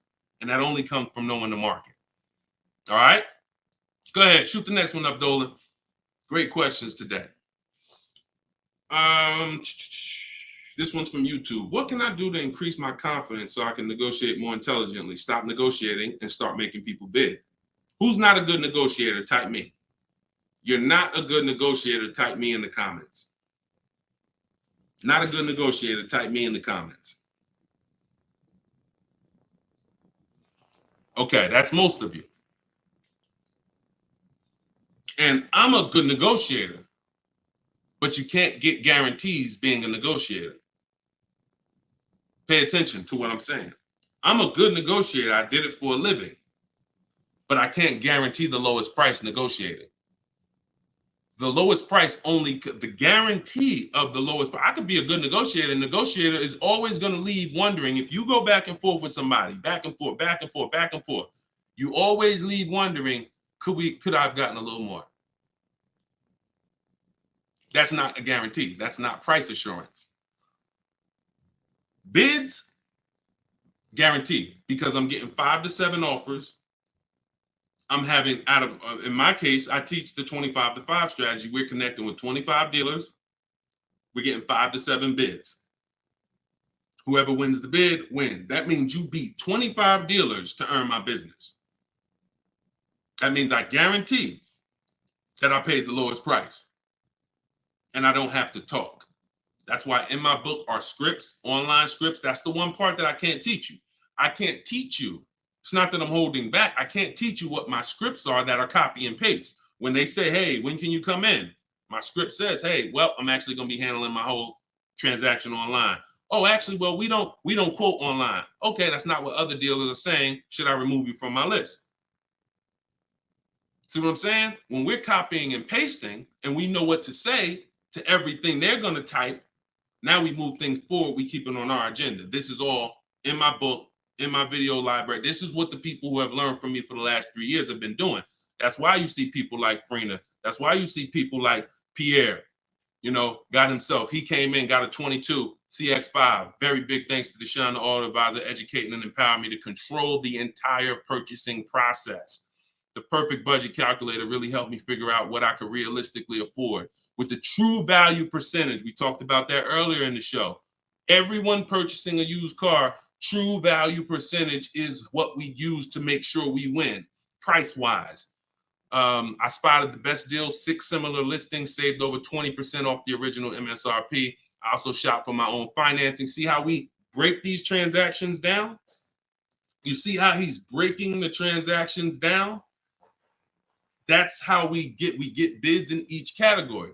Also, I shop for my own financing, got the dealer bank to match it. See? So we're not doing the shop for my own. Oh, I'm not going to let that dealer run my credit. He knows the bank bidding war. The bank bidding war is all these people are going to bid. So I guarantee I got the best price on my used car I bought. I guarantee I got the best loan because the dealer couldn't beat it, but they were able to match it, which means it saved me the time. I didn't have to go through that. And the dealer, see, we guarantee. That's what I want for y'all. And the icing on the cake, learning about bogus fees and walking away from dealers not willing to remove them. Now, the walking away, he's talking about not physically. He's talking about next, not physically, because we're home. We're not going into dealers walking away. Some of you said, Deshone, if I don't get a good deal, I just walk away. That means somebody wasted your time. And when you walk away, you still need a car. So you're not hurting the dealer when you walk away. Someone's going to buy that car, even if it's overpriced, and they're going to look at you and say, well, you still need a car, so it's really your loss. When you learn to do this while you're in your living room, you'll understand I don't need to walk away ever because I'm in control. No one's going to waste my time. And this only comes from mastering the science of shopping from home. That's why my new digital book is called Cars from Home, 7 Steps to Saving Time, Money, and Avoiding Dealerships. Go get your copy for 75% off. Use it. Everything is in there, from high mileage driving strategies to leasing to giving you a video to help you understand leasing. Some of you are like, Deshone, I was taught all my life never to lease. If that's you, type me. What you're going to see is I link you to a video from the Cars from Home library where I actually break down for you leasing versus buying. So by the numbers, so you can understand. Some of you that's what it's going to take. You've been programmed so bad about leasing, you need to see it by the numbers to understand that this is costing me money, not understanding this. So that's in there. Purchasing, high mileage driving strategies, links for people with bad credit, and how you're going to get your cars even with bad credit. It's all in there. Get your copy for 75% off for the next 30 minutes. Once the timer expires, it goes back to $97. And win. Use it and win. Listen, we're an hour and 15 minutes in. We want to keep these broadcasts, these episodes. It's episode 1. You know, if you are subscribed to my email list, you'll know when we're live.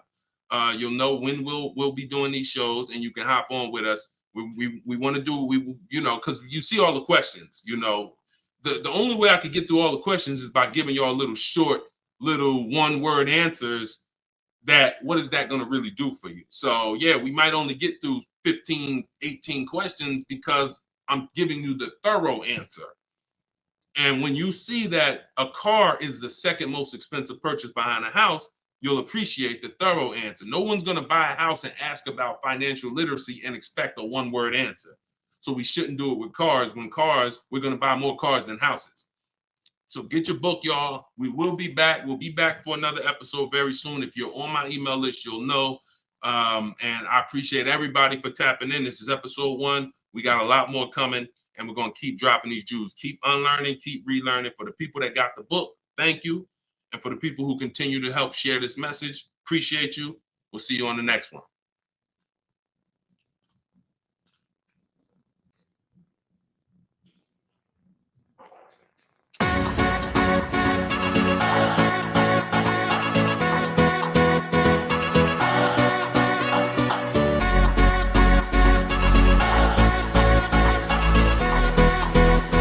The worst possible thing you could say when you walk into a car dealership. I spent 5 years with Mercedes-Benz, 5 with General Motors, and the worst thing a person could say when they walk in is, if you could just get me to this payment, we got a deal.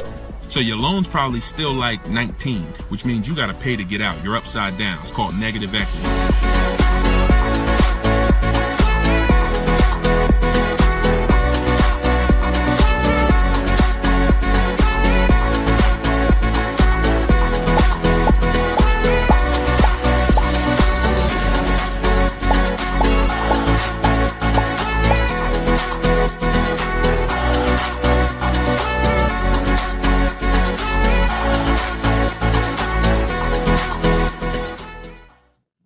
What's going on, everybody? Welcome. How's audio? Give me a 1 if audio's clear. Welcome back to Car Shopping Questions and Answers. This is episode 2. I'm your host, Deshone the Auto Advisor. We do these live shows to make sure you know the secrets, the science of car shopping online the right way, and know where the hidden money is. I spent 14 years in the car business with Mercedes, General Motors, and 4 years running my own brokerage, and now the mission is to make you smarter, make you better, help you pay less than everyone else for cars in less time shopping from home. So this whole show is sponsored by my new digital book. It's called Cars from Home, 7 Steps to Saving Time, Money, and Avoiding Dealerships. And you can get your copy for the next 30 minutes at 75% off in my TikTok bio, in my Instagram bio, or you can click deshonsbook.com or scan the QR code. So type your questions in, Dolan, shoot the first one up. We're going to be taking them from all platforms. And if y'all could start tapping that screen on TikTok, so shoot those likes up. I appreciate it. So this one's from Instagram. Does it make sense to buy a car from another state to get a better price for the car? Great question. When you start shopping and getting multiple offers, you're going to see most of your best deals are going to come from dealers far away. Not always, but a lot of times the dealers that you've been buying from, they think they own you. They look at your zip code and they program people to come in. The average person shops 1.2, I think it's less than 3 dealers. So when car dealers know you only are going to shop 2 dealers, then they know they can control you, and they know they don't really have to be as aggressive. Now, when you start sitting at home, like I want you to do, and start letting those offers come to you and start looking at car dealers, like start looking at all the inventory and getting multiple offers, you're going to find most times your best deal's 45 minutes away. Your best deal's an hour and 20 minutes away, because those people are trying to beat their competition. So you're going to find, you get used to that. You're going to step out of the local business and you'll get used to actually getting your best deal. Here's the saying. We'll wrap this question up with this saying. You buy your car from who makes you the best offer, AKA who wins the bid. If you're new here, we make people bid for our business. The more time you spend with me, you'll never negotiate again. You'll start making people bid. And the second part of it is you service your car where it's the most convenient. You service your car where it's the most convenient. You buy your car from who makes you the best offer. All right. Great question. Shoot the next one in, Dolan. Everybody keep typing your questions. I see you. I see you on TikTok. We're going to bring questions in from every platform. Go ahead. This one's from Instagram. Should you buy a car from a rental car sales place like Enterprise or Hertz? First of all, that would be low on my list. They'd have to, and look, I'm not telling you anything's wrong with that. What I'm telling you is that should be low on the list. When we're looking for used cars, rental cars should be low, and they got to be better priced than the cars that are not rentals. So I'm not going to Enterprise looking for what they have. I'm going on market. We use 8 marketplaces, y'all. When we shop for used cars, I have something called the multiple marketplace strategy. Multiple marketplace strategy is like it's you going everywhere, looking everywhere that used cars are. Example, if you were buying a TV, would you walk into Walmart and just say, all right, let me just look at this TV y'all got. All right, y'all want $1,000 for it? But no, you would be online looking at Walmart.com, right? Amazon, Best Buy, and any other website with a TV, right? Type right if that's the way you would shop. You look at someone who just walked into Walmart and say, why are you shopping like that? You see, so we bring the same things to car shopping. Same things. You're going to stay at home and you're going to go on these websites. CarMax is in the running. Carvana's in the running. None of these people we buy from exclusively, they must win the what? Let's go. Type fast. I want to see y'all typing. I want to have this conversation with y'all, but you got to type fast. They must win the bid. So CarMax is there, Driveway is there, Carvana's there, Cars.com is there, Auto Trader is there, Car Gurus is there. We even look at eBay Motors. So everywhere they're shopping, they're putting inventory. That's where we're looking. Now, if a rental car place has their inventory listed there, then they're in the runnings. If they have their inventory listed on their little website and they just want to sell local people these cars, no, we're not interested. We're not interested. Great question. Go ahead. Go to the next one, Dolan. This one's from TikTok. Is an extended warranty worth it if you buy your lease? I don't get why so many people are buying their leases. Make it make sense to me. Used cars. If you're not, see, we're finding that a lot of people buying their leases because they actually don't know how to shop. So when you look at the deals that we get, you in the last broadcast I showed you Freena. You've seen Greg, $527 a month, $56,000 Kia EV6. You've seen Taupe, $690 a month. She leased her car, $690 a month, $54,000 BMW. Now I know y'all are looking like there's no money down on these particular deals, and saying, oh well. If everybody's these don't look like the deals I see on the commercial, that's because they're not. You're not going to get great deals looking at commercials. Ignore commercials. But we found that people are buying their leases because they don't know how to shop. And that's not a reason to buy your lease. Because what you're doing when you buy your lease is you're buying a used car. Now, let's just say you're buying this car and you're keeping it. Because sometimes you say you want to keep the car. 8 years, I have something called the 8-year rule. We do not buy a car unless we're keeping it for 8 years. Why? What's the reason? Because the depreciation is going to ruin you. So when you look at somebody like Taupe's paying $690 for a $54,000 car. Every $5,000 a month, every $5,000 that you borrow on a loan is about $100 a month. Depends on the interest rate.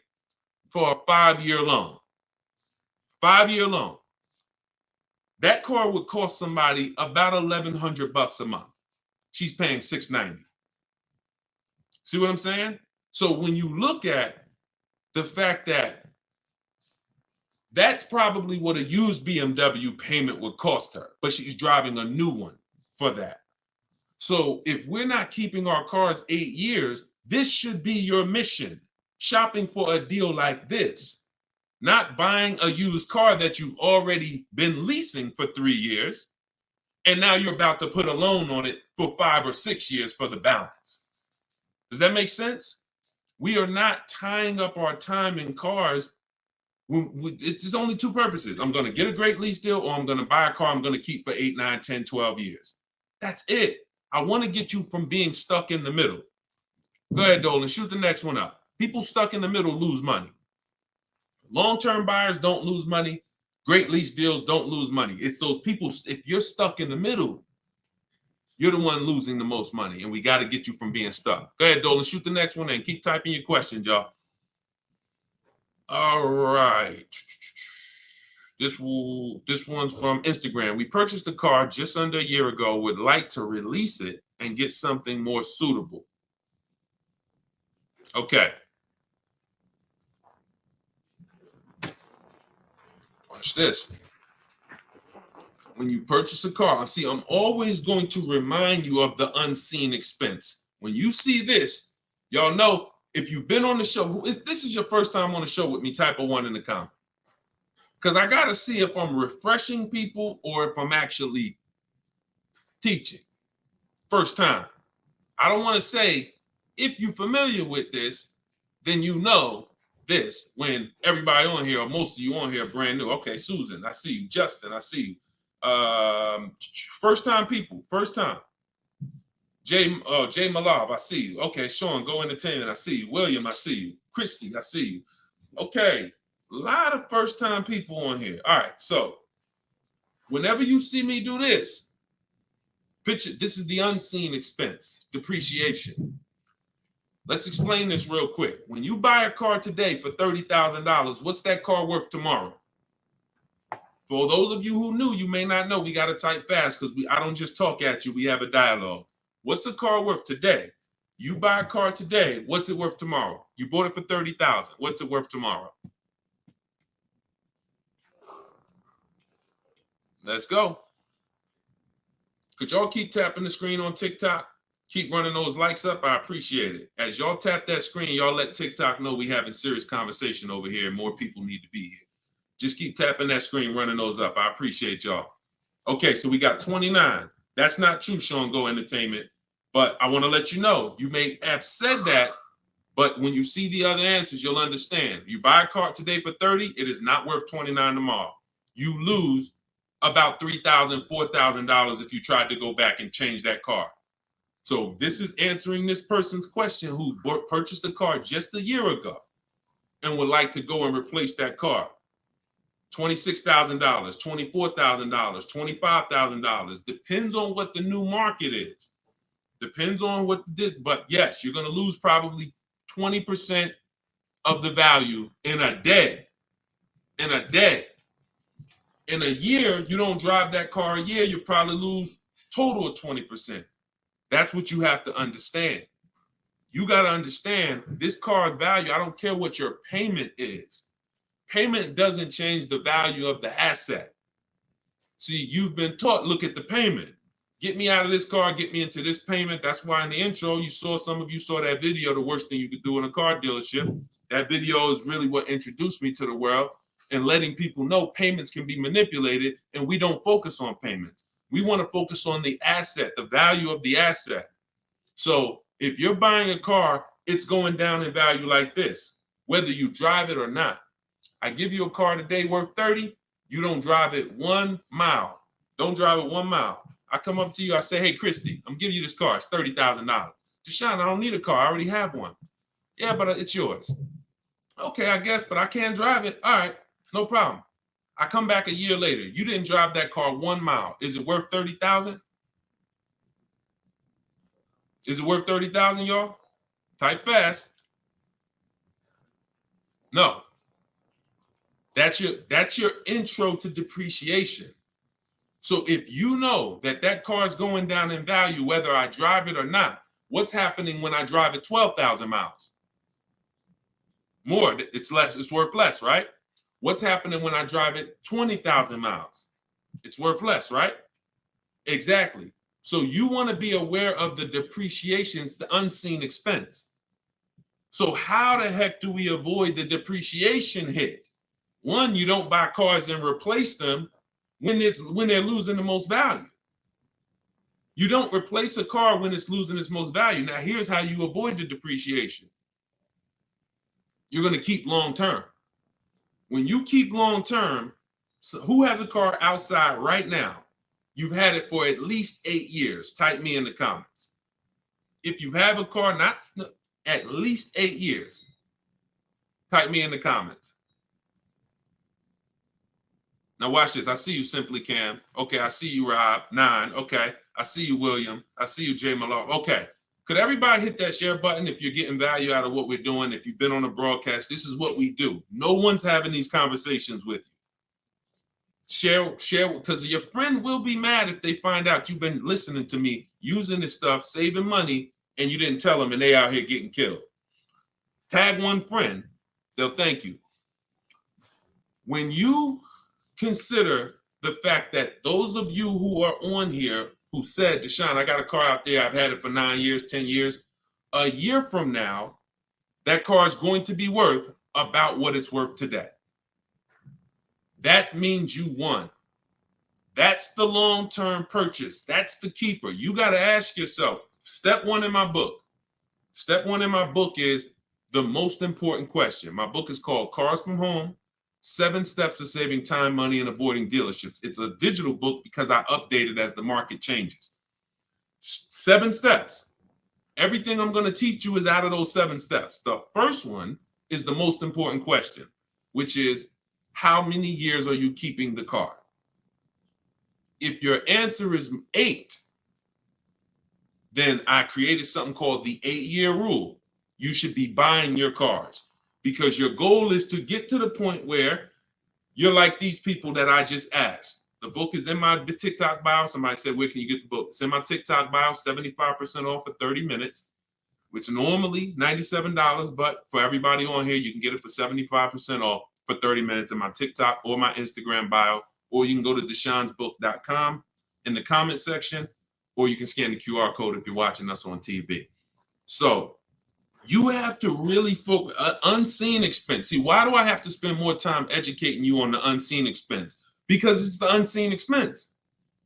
When you just said, when you just did this math with me and said, Dad, I'm losing money, and I haven't been trained to see the money I'm losing. That's why you'll go buy a car and replace it in a year. Because they're switching your payments.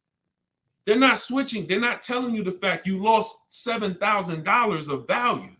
They're just going to manipulate the loan, put you on a car payment you can afford, and get you to sign off on it. We're done. You're going to understand these numbers because cash buyers would never do this. Cash buyers, if you paid 30 for a car and you came back in 2 months and they said, look, we can only give you 24, you wouldn't do the deal. But payment buyers, you're the one they fool. You're the one who can't see the money. And that's why I have to teach you to see this. So this is where you want to be. Either I'm going to keep my car 8 years. Now, some of you said, well, Deshone, I'll buy used, so I don't have to take that depreciation. But I'm going to tell you something. Buying used is not going to, when you compare, that's not the solution. Buying used or new is for long-term people. 8+ years. Buy new if you can afford to buy new. Buy used if you want to knock 20, 30, 40, 50% off your purchase price and you don't need the latest and greatest. Doesn't change that if you're buying, you should be a long-term person. If you are not an 8-year person, you should be shopping for great lease deals. And I'm going to tell you why. Look at Danielle. Look at Danielle. Danielle leased an Audi, $44,000 fee. And I'm explaining to y'all why you've been taught, well, I'm going to buy used, so I ain't going to take that type of hit. But I'm going to tell you, I'm explaining something to you real quick on how that's not the answer. Leasing is the answer. She leased an Audi A3, $44,000 vehicle. She's paying $550 a month, and she gave her first payment. She said with her first payment down. Now we're going to not use down payment anymore as a term. We're going to start saying total out of pocket. We want to eliminate down payment. Down payments can be flipped up. Sometimes you say I'm going to put money down, they don't include your tax. So we like to use total out of pocket. But she gave him $550, she drove off. That vehicle, she's driving a brand new A3. Now I want you to picture this. Danielle pulls up to somebody who's driving the same exact car, but they bought it. Every $5,000, some of you know, is about how much a month. I talked about it a little while ago. Some of you might have seen the video where I said it. Every $5,000 on a purchase on a loan is about how much per month. Let's see if anybody knows. Okay. I can't wait too long. We got to type that $100. And again, I can't sit here and act like most of y'all aren't new to me. So I'm not going to assume you have even seen any of my previous broadcasts. So I'm just going to tell you the answers. Yes, Susan, $100. So it depends on the interest rate. 5-year loan, that vehicle right there, $44,000 will cost somebody about $950 a month. You see why we don't have to wonder why people have $1,000 car payments? It's not that hard to see. They're buying their cars. So now Danielle pulls up in her Audi. Let's stay with the scenario, right? Danielle pulls up in her Audi, 44. She's paying $550 a month. Somebody next to her pulls up in the same exact Audi, same exact car. They're paying $950 a month. Now, third person says, I buy a used one. And you can replace the Audi with anything. Doesn't matter. You could be a Rolls Royce. The scenarios are not going to change. Could be a Honda Accord. Somebody pulls up and they bought a used one. So instead of 44, let's say they got a good price on one. Say they bought one for about 28, 29. Found a good price one 3 years old. So they're pulling up in a 3-year-old one. And what I just say, every $5,000 is $100 a month. So what's their car payment if they paid 29? Almost 600. You see what I'm, so now let's just talk about what we're driving and what's coming out of our household so we can hammer this home. I'm not on the fence about leasing versus buying. And you have to get off the fence. We've seen enough scenarios where we know this is the case.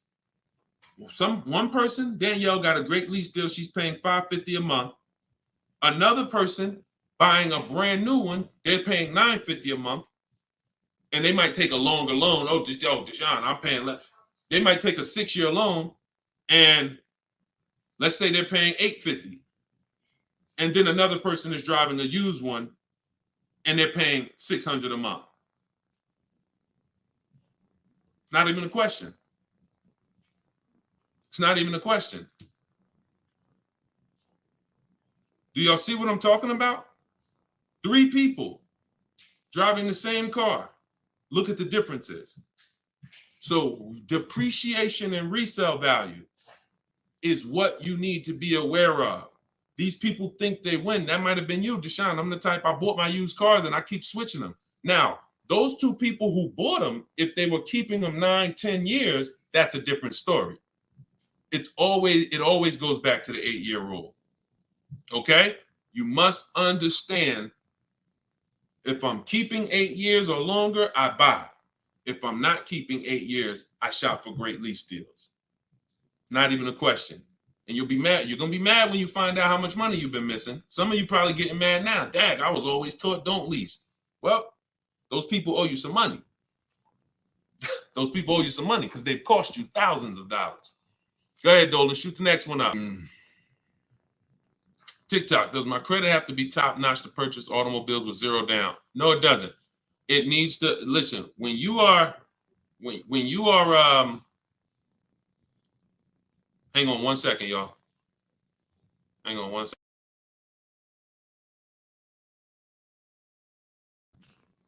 When you are buying vehicles with no money down, it's not a favor. It's not a favor. There's only 2 people who can't get vehicles with no money down. And that's people who are trying to borrow too much money, usually have negative equity that they're trying to roll over, and people who have, your credit is too bad and you can't get financing. But if you go through a company like Limbuzz, this is who we recommend in my book. I recommend this company, Limbuzz, who will work with people with challenged credit, then you won't have to deal with that. The whole point is controlling your own financing. You want to control your own financing. Now, we don't do that by getting pre-approvals. We do that by getting multiple bids. We do that by finding our car and then letting banks bid. I know you may have heard, I don't want any hard inquiries. You don't want hard inquiries until after you found your car. Once you actually find your car, it's okay to get multiple banks to give you a hard inquiry, and they allow this. Experian has an article where they talk about the rate window. You can actually have multiple people run your credit in a short period of time, but no money down is not a favor. It's not something you did me a favor. It's definitely not a deal. See, because if I gave you a car, it's worth $50,000, but I charge you $60,000 for it, and then I say, but you don't have to do no money down. Is that a deal? I gave you a car, it's worth 50, but I charged you 60, but it's no money down. No, absolutely not.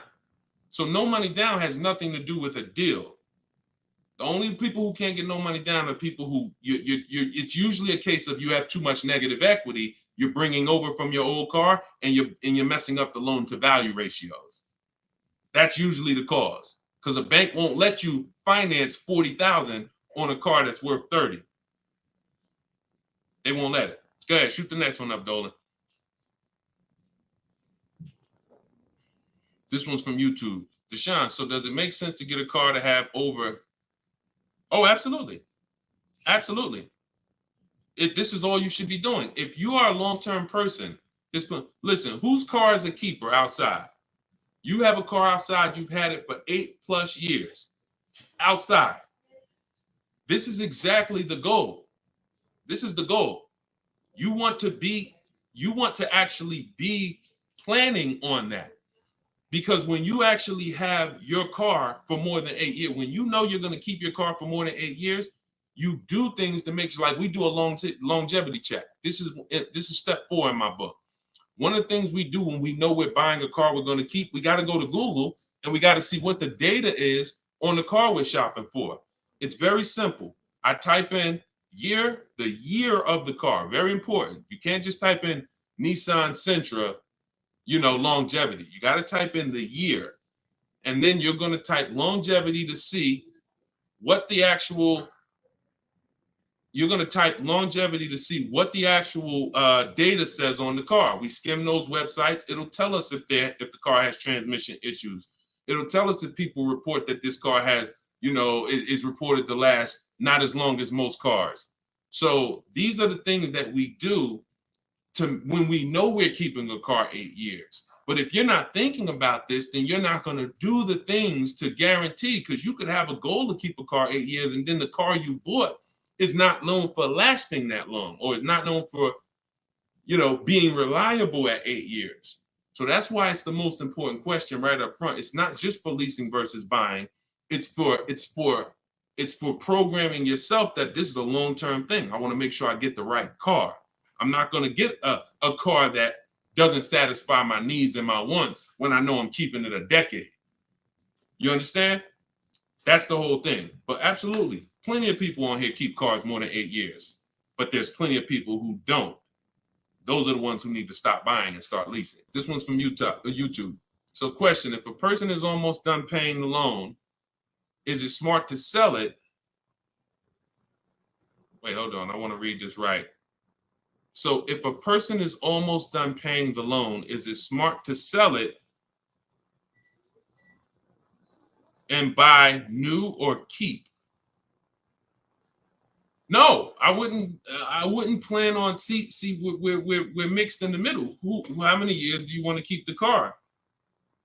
How many years do you want to keep the car? If you're not keeping, it sounds to me like you're actually not a long-term person. And you should be leasing to begin with, because I used to get people who would walk into the dealership and they would say, "Hey, Deshone, is that the brand new one right there? That's the new model?" And I'm like, "Yeah, that's the new one, just came out." And they would say, "Okay, I got 2 more payments left, then I'm coming back to get that one." So what they were doing was paying off one car, waiting for the title. Literally, they just paid off a whole car, 5-6 year loan, and now they're about to start another loan. It is throwing money out the window. You could actually keep more money if you just opened up your window and threw thousands of dollars out. You would actually lose less money doing that than buying and paying off these cars and then going and starting new loans. Because again, the depreciation is killing you. When you start getting replaced, that same mindset, and you start saying, okay, I'm okay having a payment, because that's usually what's happening. I have a payment, pay the car off, go start another payment. Once you realize that I'm cool with that, but I want a better car and I want to pay less, then you'll be leasing. So I would tell you, it sounds like you're not an 8-year person, you're not a long-term person, and you should start shopping for leases, and you're going to save hundreds of dollars every month, and you'll have better cars because you don't have to drive cars that are out of warranty and be on your own. Okay? Go ahead, shoot the next one up, Dolan. All of this is out of my new book, y'all. Everything you will ever hear me teach. Some of you have watched my watch my social media videos. All of it is based on a formula and a system I created for car shopping. It's a 7-step system for car shopping online. That's why my book is called Cars from Home, 7 Steps to Saving Time, Money, and Avoiding Dealerships. You can all get your copy. You can get your copy for 75% off for the next 30 minutes. In my TikTok bio, in my Instagram bio, it'll be in your inbox. You can use it immediately, and not only immediately, you use it for the rest of your life. Because the reason it's a digital book is because I update the book regularly. Anything changes, I update the book. We used to have Vroom in our, Vroom was in our strategy. They used to get bids. We used to get bids from them. They went out of business a couple months ago. I went right in, I updated the book. I didn't have to say to everybody, hey, guys, you got to get volume 2 of my book, because Vroom's no longer there. So a digital book allows me to continually update and keep things fresh. So you can get your copy for 75% off in the comment section, or you can go to my TikTok bio or Instagram bio. 30 minutes, then the price goes back to $97. Eric Pitts, this one's from TikTok. Can I use the bidding to refinance a car loan? I have good credit now. 100%. 100%. They give you a window. Now, you should only need 2 days tops. You Google every single, and let's talk about refinancing. As many people bid as possible. You got a window of 14 to 45 days. You'll be way under that. It'll weigh as 1 inquiry when you finalize the loan. It'll weigh on your credit score as 1 inquiry. But you must do it because, y'all, why do you think there's companies that just want to loan us money? The money business is very lucrative. There's companies and banks and credit unions that only want to loan us money. They don't sell cars. That should be a hint. There's a lot of money in lending. So what we need to do is take shopping our loan rates seriously. We separate our transactions. So listen, let's stay focused here. You're gonna now call your bank. You're either go on their website, your credit union, or go on their website. You're gonna look for online lenders. Go on their website. You want as many people as possible competing to make sure you save all the money. But I'm going to give you a very important caveat here that you want to keep in mind. Everyone that loans you money wants to loan you more for longer. The longer you have a loan, the more money they make. So what they're going to do is they're going to show you what it looks like if you take a long loan. You've already paid for a year or 2. I don't know how long, but you've already been paying for some time. Once you take another long loan, now you've essentially defeated a little bit of your purposes, because you're going to give some of that money back at interest.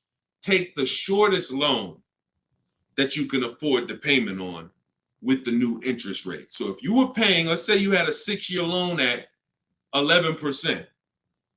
When you refinance, don't refinance into another 6-year loan at 7%. Refinance into like a 4-year loan at 7%. Whatever that payment is that you say, all right, I could afford that payment. Because they're going to try to sell you on the low payment. Well, if you do 6 years, you could pay $300. Yeah, but you can always pay it off earlier. Don't fall for that. You want to make sure you look at what's the lowest, shortest term with that new interest rate, so you can get that loan out of there faster. Okay? That's how you do it. Good question. Shoot the next one up, Dolan. All right, so this one's from YouTube. Milton. So back in 22, I purchased my dream truck. 2023 GMC Denali, brand new. I don't depend on trading it and my monthly payment's $1,095. Let's not forget the truck is $83K. Am I paying too much money? Well, I don't know how long the loan is. So you could be paying $1,095 for 8 years. You could be paying $1,095 for 5 years. You see what I'm saying? So that's why payments are not always the important payments. How much did you pay for the truck? You understand? See. It's the price of the vehicle that we focus on, not with leasing. I don't want to see what you got to be. And this is why I want you to have my book, or you got to be locked into what I'm saying, because I'm talking to a lot of different people on here, and your scenario is not another person's scenario. So you can't hear what I'm saying when I'm talking to Milton about purchasing and think, well, I'm shopping for a lease. He said, don't focus on payment. No, different. Okay. So when we're talking about purchasing, the most important thing is how much we paid for the asset. Now, I don't know what you paid, and I don't know how well you shopped. I don't know. So there's no way. And here's the thing. The way we buy cars is by design. We don't know. When you start getting bids and it's done, I'm going to just assume, let's just say, I'm not going to look at your deal and dissect it, because I don't have enough information to do that. And plus, if the deal wasn't good, what good is it me what good is me? It's your dream truck. What good is it me? I mean, what good am I going to do telling you overpaid for it anyway? So let's not ask questions that could lead to hurt feelings and long-term remorse for our dream truck. But for the rest of you who are shopping, and for the future, because Milton, your family's going to shop, you're going to shop again in the future. The way you've been taught to shop guarantees you never have price assurance. Price assurance means I don't have to ever ask if I could have paid less, because I got bids. Negotiator. If you're not a good negotiator, type me in the comment section right now.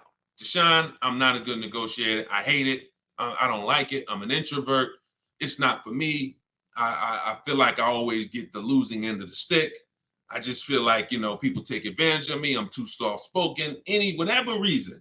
All right, Susan, I see you. All right, Christoph, I see you. All right, Jay, I see you. Okay, so when we look at negotiating, I'm a good negotiator. I did it for a living. But one thing I know about negotiating, why I will never shop this way, and I don't want you shopping this way, is because you cannot get price assurance. You can't guarantee you pay the least price when you're negotiating one-to-one. When you go into the supermarket and you see you're getting spaghetti sauce, there's 7-10 companies trying to sell you spaghetti sauce. They're all like, hey, hit me this week, Prego, I'm on sale. Vitellini, I'm on sale. Hey, Ragu, they're competing. Everyone competes for our business except car dealers. Everyone wants to compete.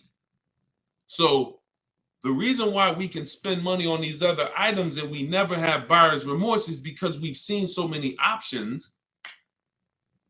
Y'all get it? We've seen so many options. I knew I didn't overpay. If I told you right now, you got to go buy a 100-inch TV and you got to guarantee you don't overpay for it, you're going to be like, Deshone, I can do that. Why? Because you know where to go. I'm going on this website. I'm going on this website. I'm going on this website. I'm going to guarantee I get the best price on the TV. I'm telling you, bring that same thing to your car shopping. That'll eliminate your buyer's remorse. That'll eliminate you ever asking, did I get a good deal on this? Hey, did I overpay for this? Hey, could I save more money on this? Get multiple offers eliminates it. And there's no other way to eliminate it. Okay? So don't worry. I'm sure you did well, Milton. Enjoy your truck, man. And just know that whatever, I'm going to get better for next time. I'm going to make sure my family knows that they never got to ask this question. Every vehicle I buy, I'm going to make sure that I get bids, multiple dealers. I'm going to get enough bids to guarantee that I teach to get 5. In my book, I have a strategy, 25 to 5 shopping strategy. This is for new cars and leases. We connect with 25 dealers online. You're using all my scripts. You're using everything I tell you to type, copy and paste in my book. And you're going to get you're going to get at least 5 offers, 5 to 7. Once you get those offers, you're going to see about a $3,000 to $5,000 spread minimum. Now, if you take somebody like Kimberly, now Kimberly's spread was 20,000. This is Kimberly. She emailed me. She's in our private community in my private coaching program. She said, "How do I respond back to this? I don't want to get mad." She responded via email. You see, the MSRP on that vehicle was $86,961. She got a Maserati. Selling price was $66,261. $20,000 discount. This is why we don't get happy about any discount until we see all the offers. Because if she would have saw a $10,000 discount, Deshone, I'm saving 10 grand they're offering me. Okay. Is that the lowest bid? Well, no, I mean, but I just walked in, the dealer said they're going to give me 10 grand off. See how we can lose? We don't know what the bottom is, but when she gets her 5 to 7 offers, now she ends up saving 20 grand. It's different for every car, but if you don't get 5 to 7 offers, you won't truly know the bottom, and she's guaranteed. She has that price assurance. So we got to get bids. You could do it my way, which is the easy way, 60 minutes from home, using my scripts for new cars and leases, different strategy for used cars, or you could do it your way, which is calling around, stay in your house, call, talk to some sales managers, get 5 bids. It's up to you, but you get my book for 75% off. Get your copy, 75% off in my TikTok bio, and you'll have all my scripts. You use them for the rest of your life. All right, go ahead. Shoot the next one up, Dolan.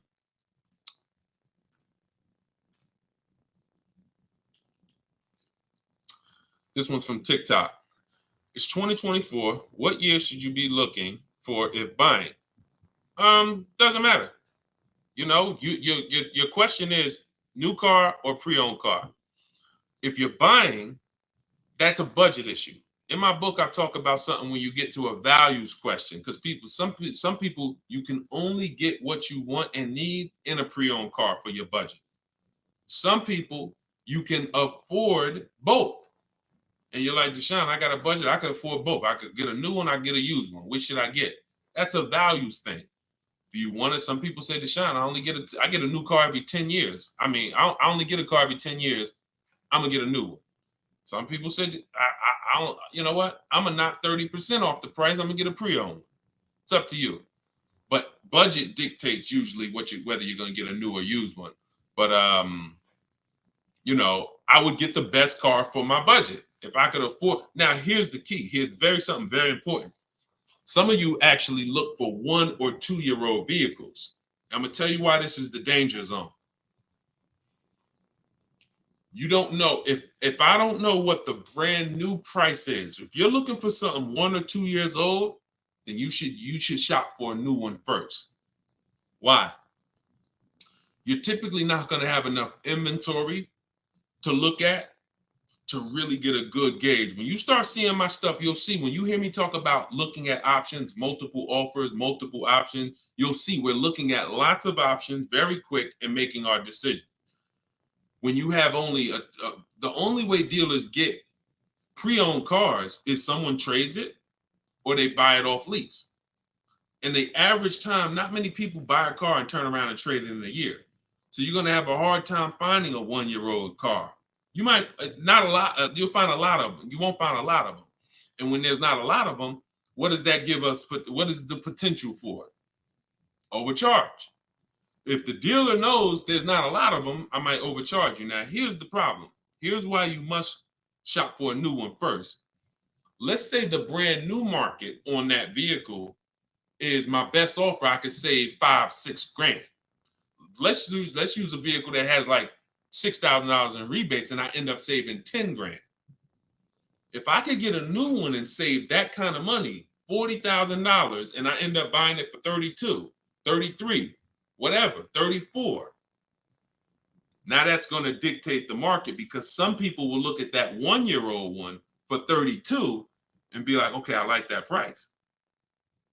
That's a problem. That's a problem. Because why the heck would I buy a 1 year old one for 32 if the new market is I could get a new one for 34, $2,000 more, I get a brand new one. This only happens when we're looking at cars that are very new, 1 or 2 years old. If you're looking for a 3-year-old one, there's going to usually be lots of options, lots of inventory. 4 years, lots of options, lots of inventory, and you don't have to worry about that. Cool G said you answered my question. That's typically what happens, because a lot of you in here, although there's a couple scenarios, a lot of you in here, you got to realize your scenario is not unique. You have thousands of other people who are in the same exact scenario as you. So if you stay on long enough, you'll usually hear somebody ask a similar question, or you'll usually hear me answer a question you would have asked. But yeah, that's the first thing I would say. Focus on, if you're buying a 1 or 2-year-old one, you always shop new first. We got to know what the new market is to know what we should be saving on a 1 or 2-year-old one. If you're buying 3 or 4 years old, then you don't have to worry about that. Go ahead. Shoot the next one up, Dolan.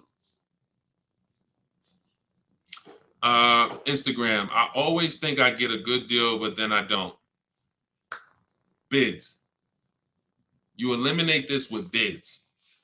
Look, I wish I was coming into your life to tell you you're doing okay. The fact is, most people are not, because you don't have price assurance.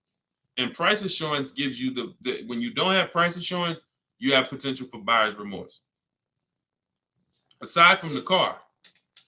And I know this. Look, I'm a nice guy. I consider myself to be a nice guy, but I'm in the bad news business, because I'm not meeting you telling you you're doing good and then, oh, you're doing so good, but I want to help you do better. I'm meeting you telling you that 99% of what you've learned about buying cars, leasing cars is wrong. And not only is it wrong, it's cost you thousands of dollars already.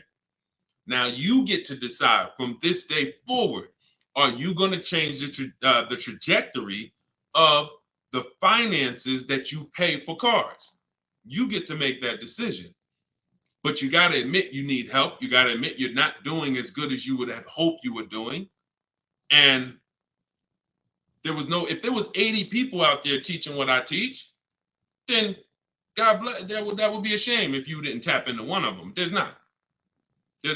I'm one of the only ones that teach in this way. A lot of the stuff that I teach, I created it based on math and looking at thousands of scenarios, leasing scenarios, buying, people who buy their leases and creating and seeing where these people get jammed up.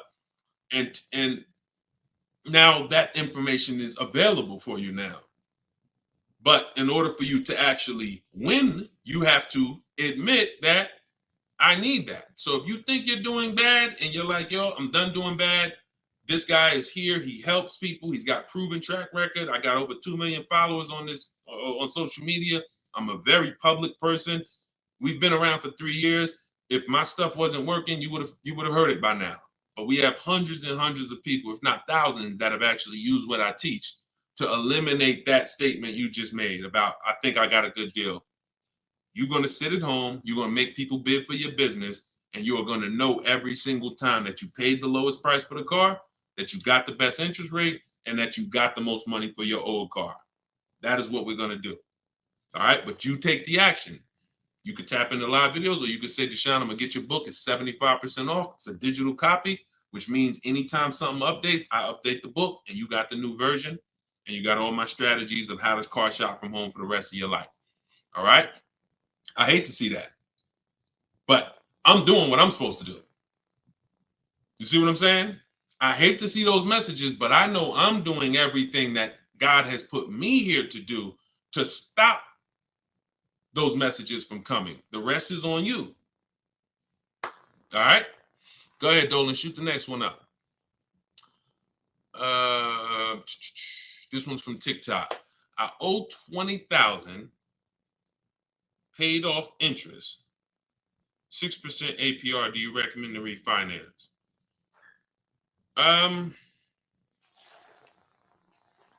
Depends on how low you could get. You know, rates are pretty high right now, but you know, I mean, maybe you don't go through the hassle of refinancing to save, you know, half a point.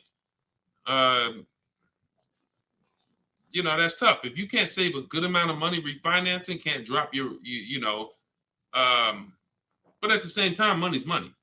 So if I could save 1 point, that might save me $500 on my loan. 1 point on my interest rate might save me $500. So, I wish it was a site that shopped. In fact, we maybe in the future there will be.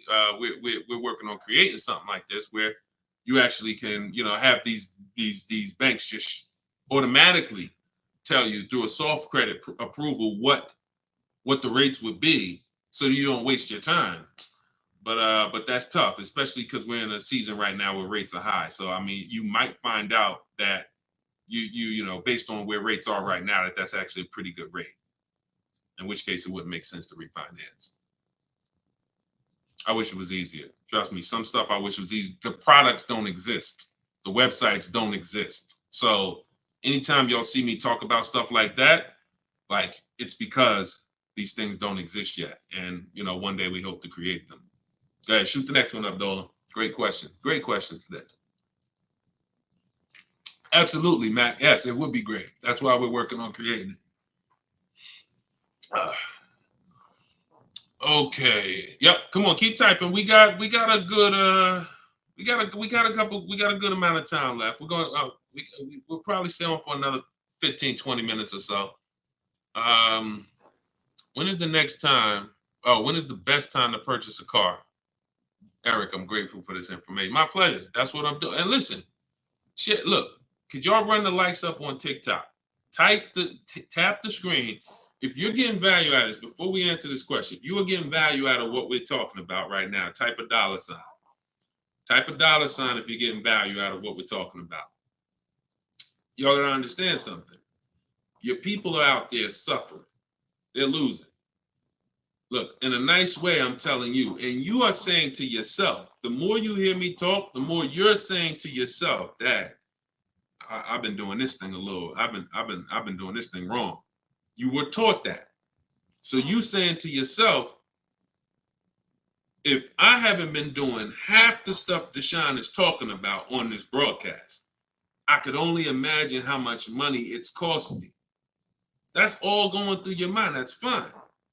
But you're in a place where you can now take action and change. Your friends are out there right now at car dealerships losing.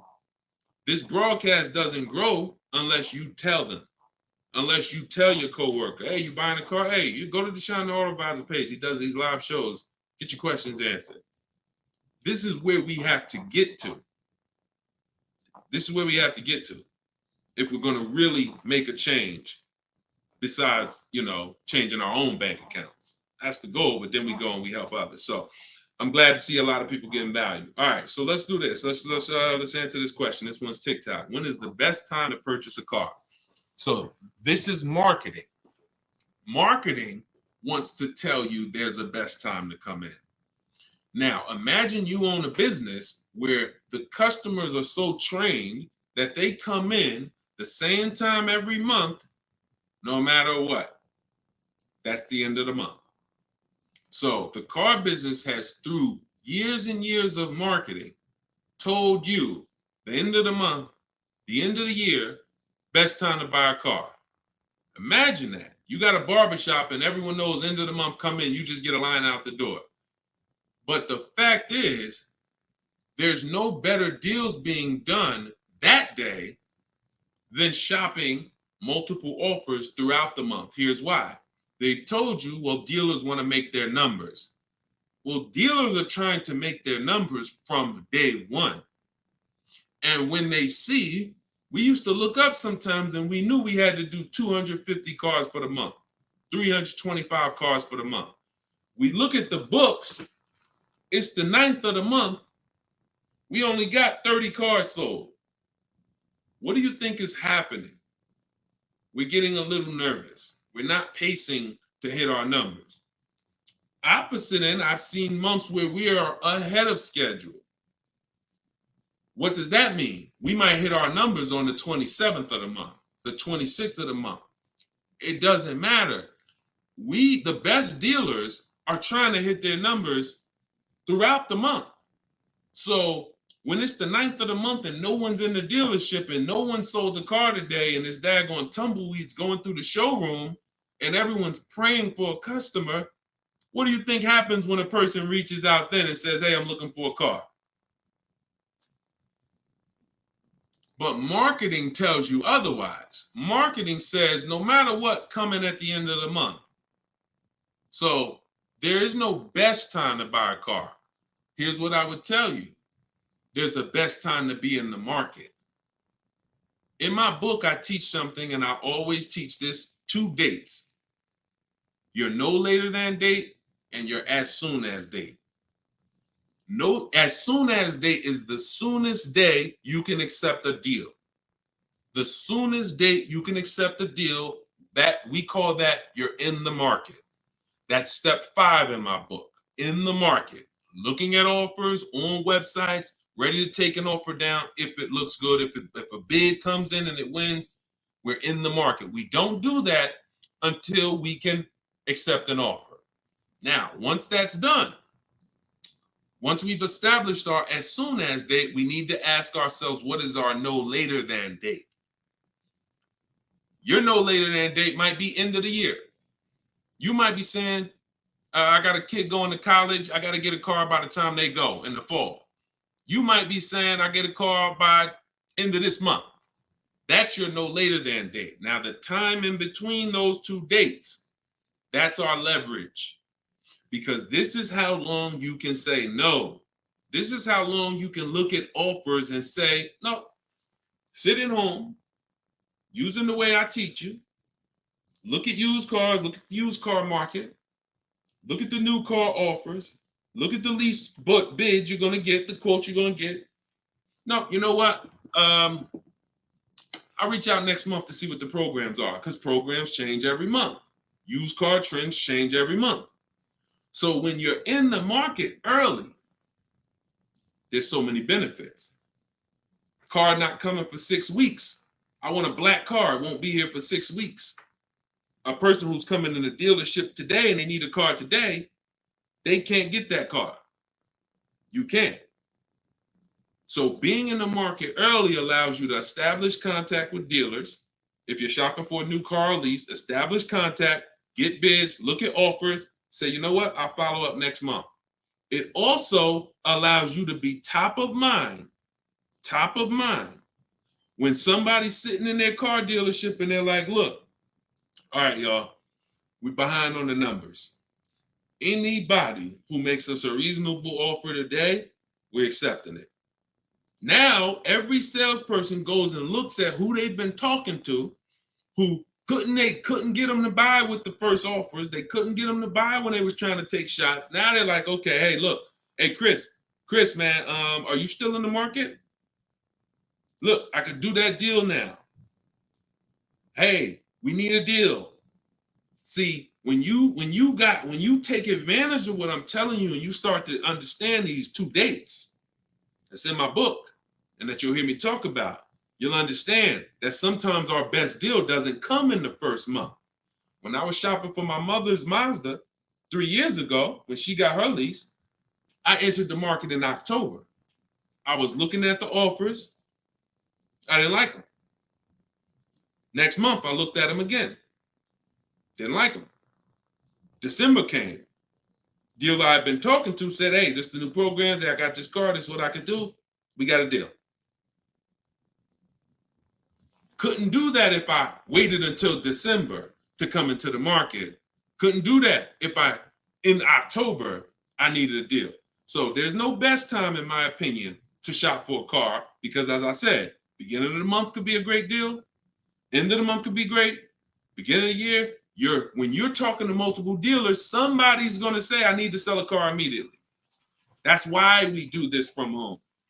But the best way to buy a car, in my opinion, is to know these 2 dates and to use that time in between those 2 dates as your leverage to say no. All right? Look, I can't give you short answers. Look, I'm a put that one up. We're going to go to that question now. We're going to go to this one on Instagram now.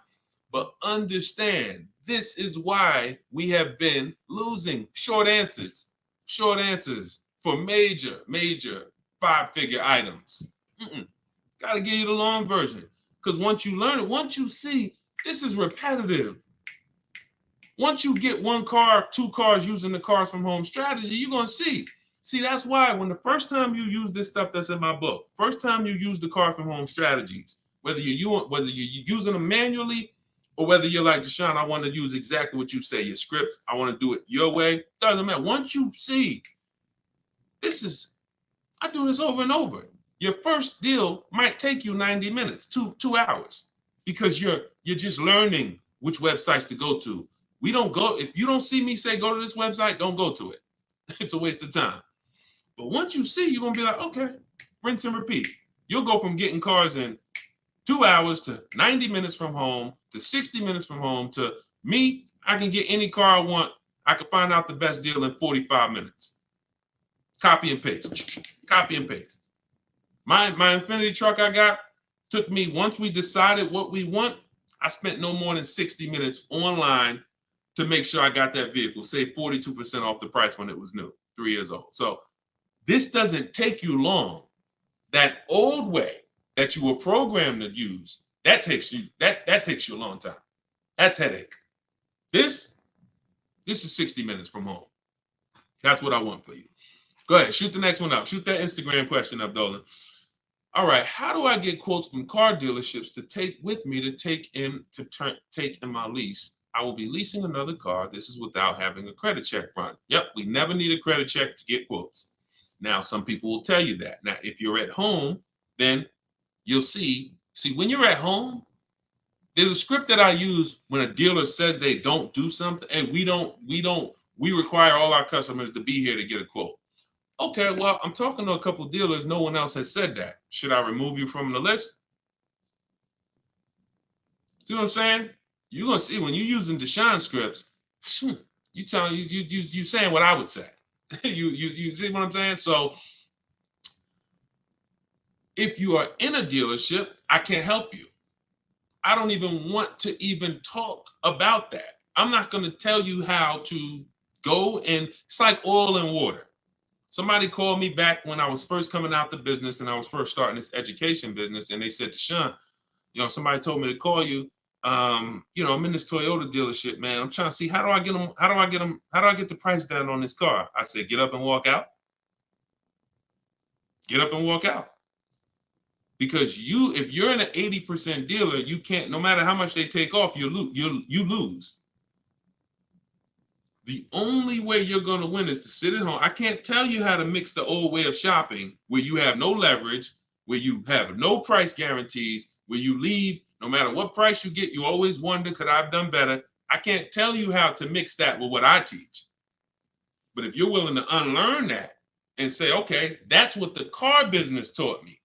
That's what I learned it from my parents. That's what the car business taught my parents. But no, we're going to do this. I'm going to use what Deshone teach. This is a car salesman, 14 years. Now he's educating us from an insider standpoint. You come out of that and you sit at home and you call and you could do it manually. You could do it manually. I can't twist anybody's arm to get this book for $24. But if you're going to do it manually, realize there's people trained and you're going to talk to them, which means you got to be aware when you talk to them. That's why I say only ask for sales managers. Only ask for sales managers. Because if you try to do this with salespeople, some sales managers will make it hard, but you got a better shot. But you need to get 5 quotes. Doesn't change because 80% of dealers are overpriced. Now, my way, in my book, I teach something called the 25 to 5. It's all online. So we're contacting 25 dealers through their website, and we're having conversations with usually 7 to 10 of them, copy and paste scripts you're using, and you're keeping the conversation moving forward. Our first goal is to see who has a car I want. Before I even talk to you about anything, I want to see out of this 25 dealers who has a car I want. Second thing I'm going to do, once I identify who has a car, I'm going to request a quote. But I need to give them everything they need to quote me. I need to give them my zip code so they can run the tax. I need to give them what I do for a living to see if I qualify for any rebates. I need to give them what cars I have in my household, whether I own it, lease it, own it outright to see if I qualify for any rebates. I need to give them my my soon as date, my no later than date. This is all copy and paste in my book. So the reason why some of you have a hard time shopping online is because, one, you're dealing with trained people, and two, you don't know what information to give so that they could even give you a quote. So if you're giving, so my book, you're using copy and paste, and we're never talking about credit. It's not even a question. In fact, one of the things we say in one of my templates is assume tier one. So we're assuming tier one, getting our offers, and then we are not letting anyone run our credit. This is not just for leases. This is for everything. No one is running our credit until after we've agreed to buy something. We're telling them assume tier one. If I don't qualify for tier one later, we'll talk about that later. But I want to see the price. Tier one, I want to see the price. And that's what we do. But never let, if you only way you'll fall for that is if you're in dealerships. Oh, I need to run your credit. You know we can't give you a quote. You run into the wrong salesman who don't care. He'll say anything. She'll say anything. Well, I just can't, we can't get a quote. We don't know what you're going to qualify for. Yeah, you could assume tier one. Yeah, but we had people come in and say assume tier one and they just messed it up. So we like to not quote without a credit. You're in the wrong dealer. You see what I'm saying? These people are by design. We're trying to run them out of business. When more people, this is why we're trying to get this broadcast out. Because until more people start shopping online, they're going to continue to do that stuff. See, as more people shop online incorrectly and walk into dealers, they can get away with doing this stuff. But when they know 600 people are going to walk in their dealership over a weekend, Friday, Saturday, Monday, holiday weekend, President's Day, we're going to get 600 people walk in. Why would they change? Would you? Unless you're just a person of ethic, why would you, if you got a business where 600 people come in the door, why would you change? But when we start shopping online and that 600 goes down to 400, and then that 400 goes down to 200, and they see that, we used to get 200 inquiries online. Now we're getting 700 inquiries online. Now everything's gonna move to we gotta do this online thing properly, or we're not gonna sell cars. That's why the future of if you really want to enjoy car shopping, you need to tell friends about what we're doing. Because the more people that shop the old way, it hurts us that are shopping this way. Doesn't stop us from getting great deals. We just got to continually weed through these car dealers because they're like 80% of our people coming in shopping the old way. So, all right, go ahead, shoot the next one up, Dolan. Great questions today. All right, this one's TikTok. I want to buy my sister's car lease after it's done in July. Is that possible? Nope.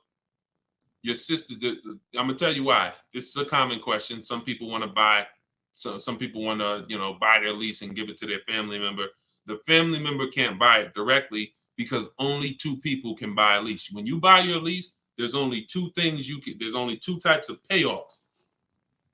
A customer payoff, which is for the customer, and a dealer payoff, which a dealer could pay. That's it. There's not a third part. So what would happen is they would have to buy the car and then sell it to you. And if there's a loan on it, that's going to be, it's going to take a little time. It's not impossible. It's essentially a private sale. They're buying it, paying the loan, going to buy the lease out, and then they're going to write up a purchase order, and you're going to get a loan. You're going to have to get you're going to essentially have to get a private party loan to buy that vehicle from them, when you could just go and learn to get your own great deal on a used car. See, why, if it was easy, then go do it. No problem. Buy my sister lease. But if I just told you that it's not easy, it's a lot easier for you to just learn to get your own great used car deal, then that's what you should be doing, in my opinion. Because that other way, I just told you what it's going to take. All right? Go ahead. Shoot the next one up, Dolan. All right. Keep them coming. We got a couple more minutes. Let's go. When will you be live again so I can inform my people? Mike, we're working on getting a link in my bio where you could actually just go to that link and get a notification. You'll see it on a calendar. Hopefully we'll have that by the end of the week. And you'll be able to just be aware. Right now, only the people on my email list are going to be notified. But yeah, hopefully in the next about a week. Hopefully in the next couple of days, we'll be able to have that. Where you'll be able to see the calendar and join. All right. So just stay close. Stay close. This is all stuff we're optimizing day by day. Every day we're optimizing this. So just stay close. All right. Go ahead. Go ahead, Dolan. All right. TikTok. What if I buy at a lower interest rate with a longer term, but make extra payments monthly? I mean, if you have the discipline to do that, I think if you, I teach something called the rule of 72 in the 10th birthday. What does that mean? We don't take a loan longer than 72 months under any circumstances, and we have the car paid off by the 10th birthday. So we're not going to take a car that, give an example, why does this rule exist? Because I've seen all the bad scenarios that I've seen, or most of them, exist when people have loans on a car that's older than 10 years, or they have a loan that's longer than 7 years, 8 years, And so when you typically have a car that is, you want to get to a point where the car is paid off so that you can put money to the side for incidental emergencies, repairs, maintenance. If it's 7 years down the line and you're still making a car payment, especially if you bought a used car, the car is, 11, 12 years old at this point, you typically could run into issues. And also we don't have any, it's a lot of people on here. Would anybody on here take a 50-year mortgage? Would anybody on here take a 50-year mortgage? Anybody? No, I see. No volunteers for the 50-year mortgage, right? Why? Why? Because you already are aware. You see that? Every one of you said no way, nope. You already are aware that when it comes to home buying, there is a limit. You're trying to force this. You're trying to force yourself into this house if you got to take a 40-year mortgage. 40-year mortgages are available. 50-year mortgages are available. But we know it's inherent already that if we got to take a 40-year mortgage or 50-year mortgage, we can't afford that that house. We don't have that for cars, which is why I looked and I said, okay, super conservative people take a short loan, 3 years, 4 years. You typically, there's not enough data that proves that you need to take a loan that short to actually avoid problems. You pay a little more interest, 100%. So you always take the shortest loan you can afford, but I'm talking about problems with the vehicle. I'm not talking about interest. You got to combine what the nightmare stories is not, I paid on a car for 6 years and I paid that much interest, because interest can be fixed with refinancing. The nightmare story is my transmission's having problems and I still got 2 years of payments left on the car. Car's in the shop and I still got a payment. If you've been in that situation, you understand how car's in the shop right now, can't drive it, and that bank wants their payment every single month. We're trying to prevent that. And we're trying to prevent you getting to a point where you can't put enough money to the side to make sure if God forbid something happens to the car, you have the money, you have the cushion. So we use a safe marker, which is 6 years. But we combine that with the age of the vehicle, because I've seen people buy a car knowing they can't afford it, but they're buying an older one. Deshone, I want to get that BMW. Deshone, I want to get that Jeep, that new Jeep. Deshone, I want to get that whatever. Okay. But the one you want, in order to get it where you want it at, you got to take a 7-year-old one. 7-year-old one, you need to pay cash for that vehicle. Why? Because what you're going to do, if you tie a 6-year loan to that 7-year-old vehicle, now that vehicle's 13 years old before it's paid off. So when that transmission goes, or when things start happening because the vehicle's 9 years old, 3 years, now nightmare. So I had to create these boundaries. You don't have to use them. You can step over them. It's okay. But now you know there's boundaries. See, I'd rather you know. If you get my book, you get your copy, you get your book, Cars from Home, you'll see full of boundaries. Full of boundaries. Strategic moves, strategic shopping, ways to look at car. Okay, when I'm buying a used car, I need to make sure the Carfax look like this. I need to make sure that boundaries. You've never had them. So if you step over them now, at least you know you're stepping over a boundary. At least you know you're taking additional risk. See, if there's no speed limit, how do we know we're speeding? Once they put, oh, speed limit 65. Okay, now I know when I step over that, I'm breaking a boundary. So this is what we are bringing to car shopping. Based on horrible circumstances that we're trying to help you avoid. Like buying a car and then it breaks down and you still have a loan on it. So that's the thing. Rule of 72 on the 10th birthday. We don't take a loan more than 6 years, and we have to have a car paid off by the 10th birthday. So if we're buying a 5-year-old car, we can take a 5-year loan. If we're buying a 6-year-old car, 4-year loan. If we're buying a 3-year-old car, then we can take a 6-year loan. Not a 7, because we're not going past 6 years.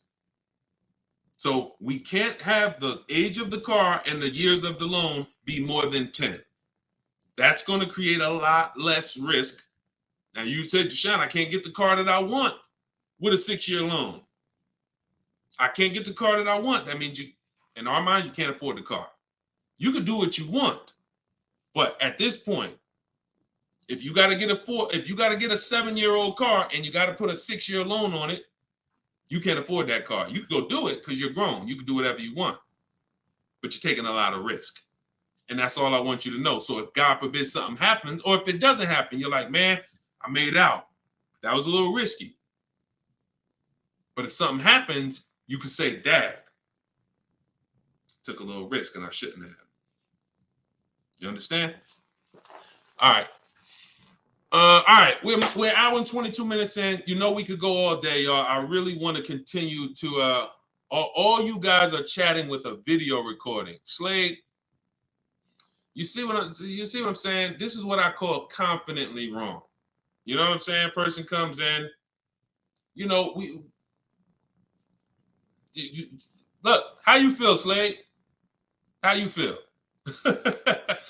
All right, so look, y'all. We'll wrap it up. I will see y'all on the next one. Like I said, in the next couple days, we should have a link in the bio where you'll be able to see exactly when we're live. Jump on. But for those of you who just jumped on, everything that I teach, everything from my videos is all from my new book. It's a digital book. It's called Cars from Home: 7 Steps to Saving Time, Money, and Avoiding Dealerships. No matter what your scenario is, it's broken down in 7 steps. Negative equity, high mileage drivers. You want to lease, you want to purchase, it's the same 7 steps. You just need to learn those 7 steps. And as you use it, you'll see you'll never go back to the old way. You'll never go back to the old way of shopping again. Once you start getting great deals in 60 minutes, 90 minutes from home, making people compete for your business, and you can get your copy for 75% off for 30 minutes. After that, it goes back up to $97. So you can go and you can actually click the link in my TikTok bio, grab your copy, or click the link in my Instagram bio, grab your copy, or you go to Deshone's book in the comment section, or scan the QR code.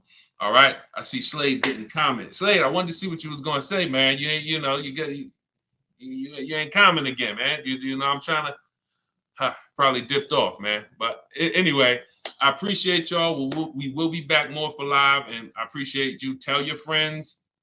Go watch Deshone's live broadcast. Because we want to peel back the curtain, man. We need y'all saving money. All right. Let's keep unlearning, keep relearning. God bless you.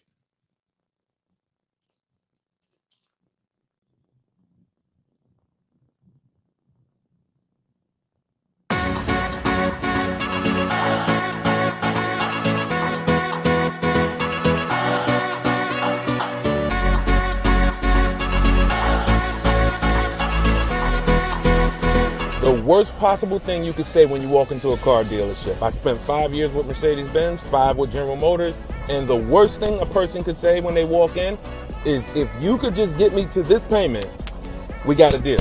So your loan's probably still like 19, which means you got to pay to get out. You're upside down. It's called negative equity.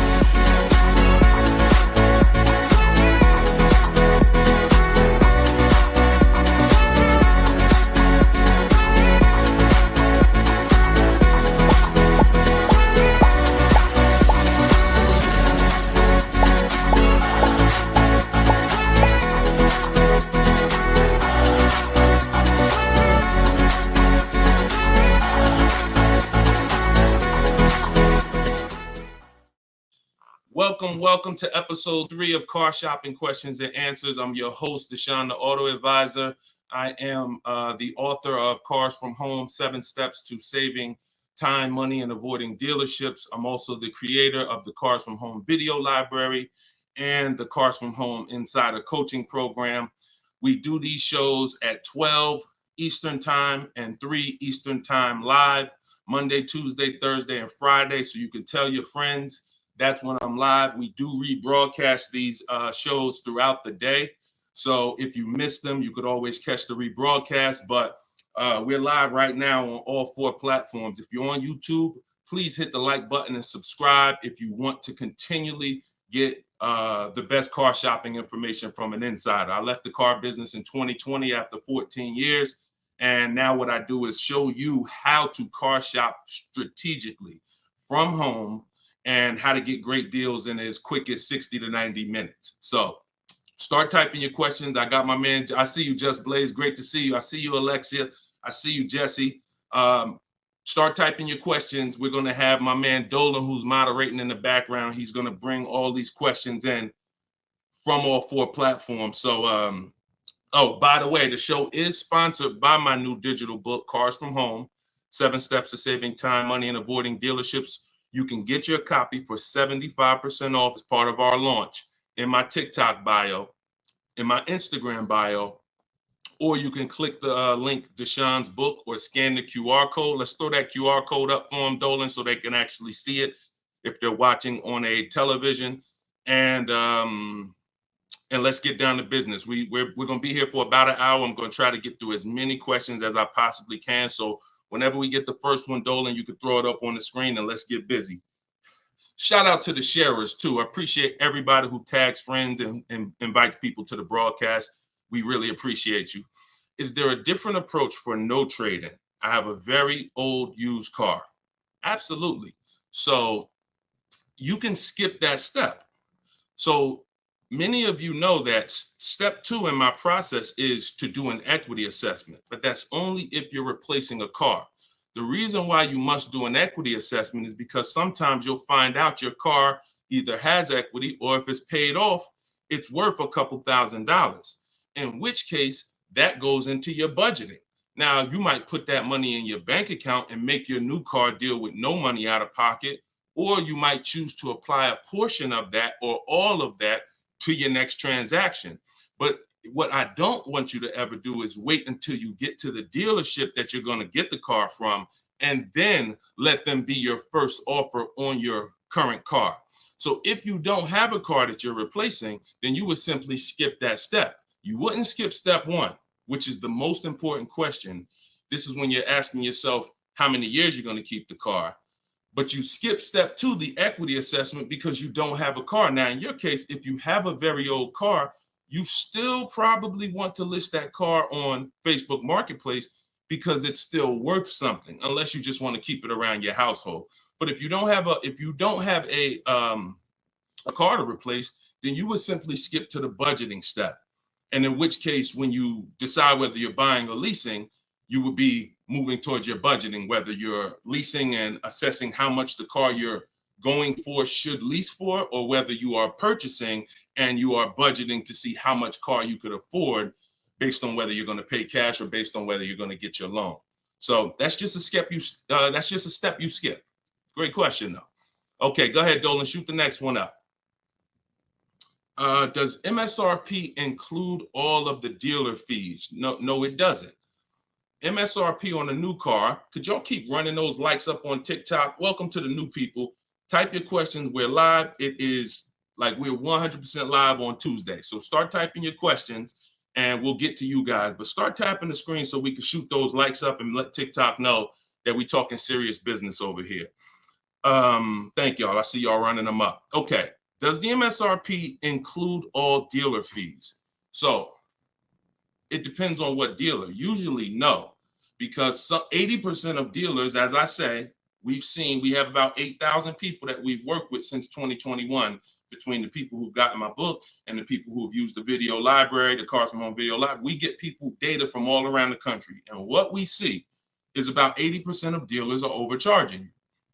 whether they're not giving you the discounts that their competitors would give you, or whether they're marking the MSRP up with bogus fees that they will try to convince you need to pay if you want to buy from them. So the only way that, if you're talking about, like, let's say I'm shopping for, Toyota Highlander. When I'm looking at for example, let's say I'm shopping for a Toyota Highlander and I'm going to lease it. When I'm budgeting for a lease, our goal is to always assume about a 1.25% lease. So what I would do is I'd take that MSRP, let's say it's $48,000. I'd multiply that by 0.0125. That's going to be $600. $600 a month is what that vehicle should roundabout lease for when I find the best deal, which means one dealer beats all their competitors. And I'm not going to assume this to be the best deal, because we've had people who got 1% leases or 1.1% leases. We've also had people who get the best offer is going to be 1.4%. But what we're doing is we're using that middle portion. Some of you know 1.5 is the absolute max. You don't want to pay over 1.5. If I took that same vehicle, we'll do a lease scenario and then we'll do a purchase scenario. If you took 1.5 and you multiplied that by that same MSRP, now that's $720 a month. Above this, now we're paying too much for a vehicle we're going to be giving back. And the purpose of a lease is to avoid the natural depreciation that someone who's buying is going to take, and also to drive a lot of car for the money we're paying. So the lower percentage we pay relative to the MSRP, the better the deal. So everyone's going to charge different things. That's why we must get bids. We can't depend on a dealer who's going to say, oh, I'll honor the MSRP. And if I'm purchasing, then some dealers are going to not charge that same vehicle, that same $48,000 vehicle. Some dealers are going to charge $49,000 for it. Some dealers are going to charge $50,000 for it. Some dealers are going to charge $48,000 for it. And some dealers are going to charge less for it. We don't know who's who, which is why we must get bids. And part of what I teach is, and pretty much the gospel of what I teach is how to get bids online using dealers' websites so that we can sort for the best deal. We're not negotiating for the best deal. We are sorting. Good to see you, Yank. Even though you went a little left on the program yesterday, I saw you. But I'm here now. So go ahead, shoot the next question up, Dolan.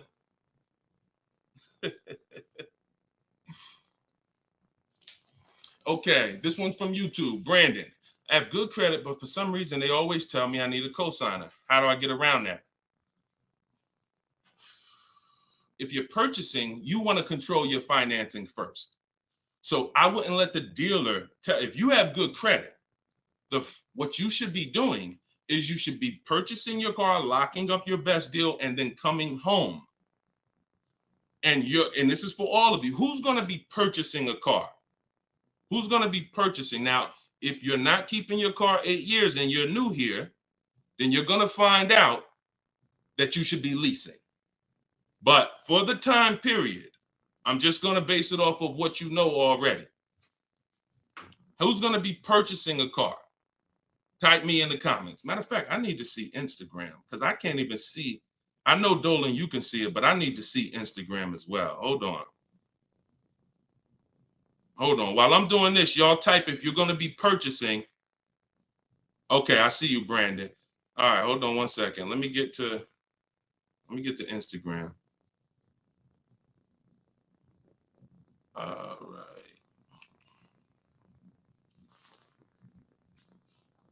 Hold on, give me 1 second. All right, I can see Instagram now. Hold on.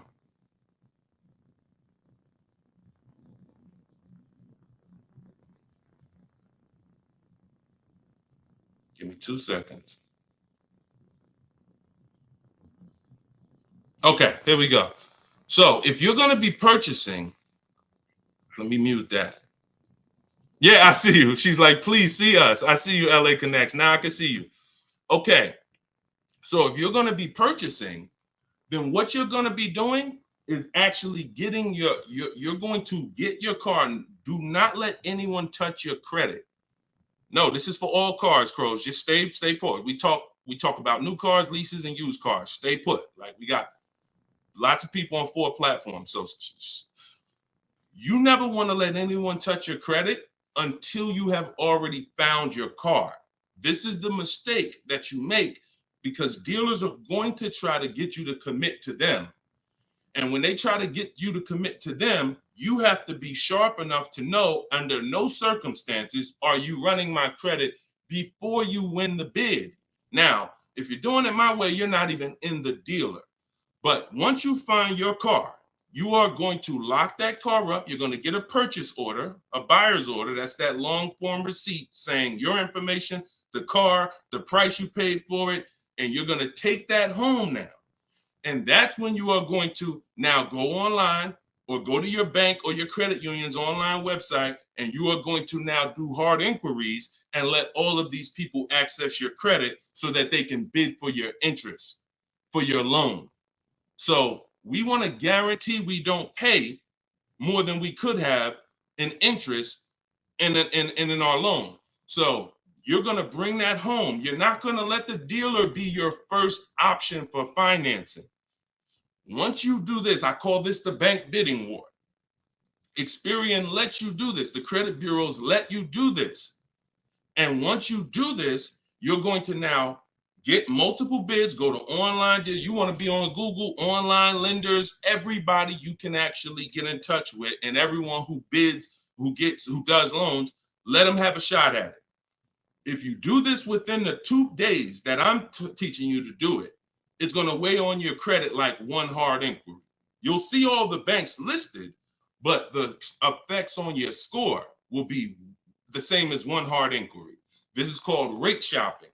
So you come home, you let them access. Now, as soon as you get the best offer, that's when you are now going to call the dealer who you have the car locked up with. And that's when you're going to say, hey, I got this offer. Now, if you can beat it, I'll give you the business.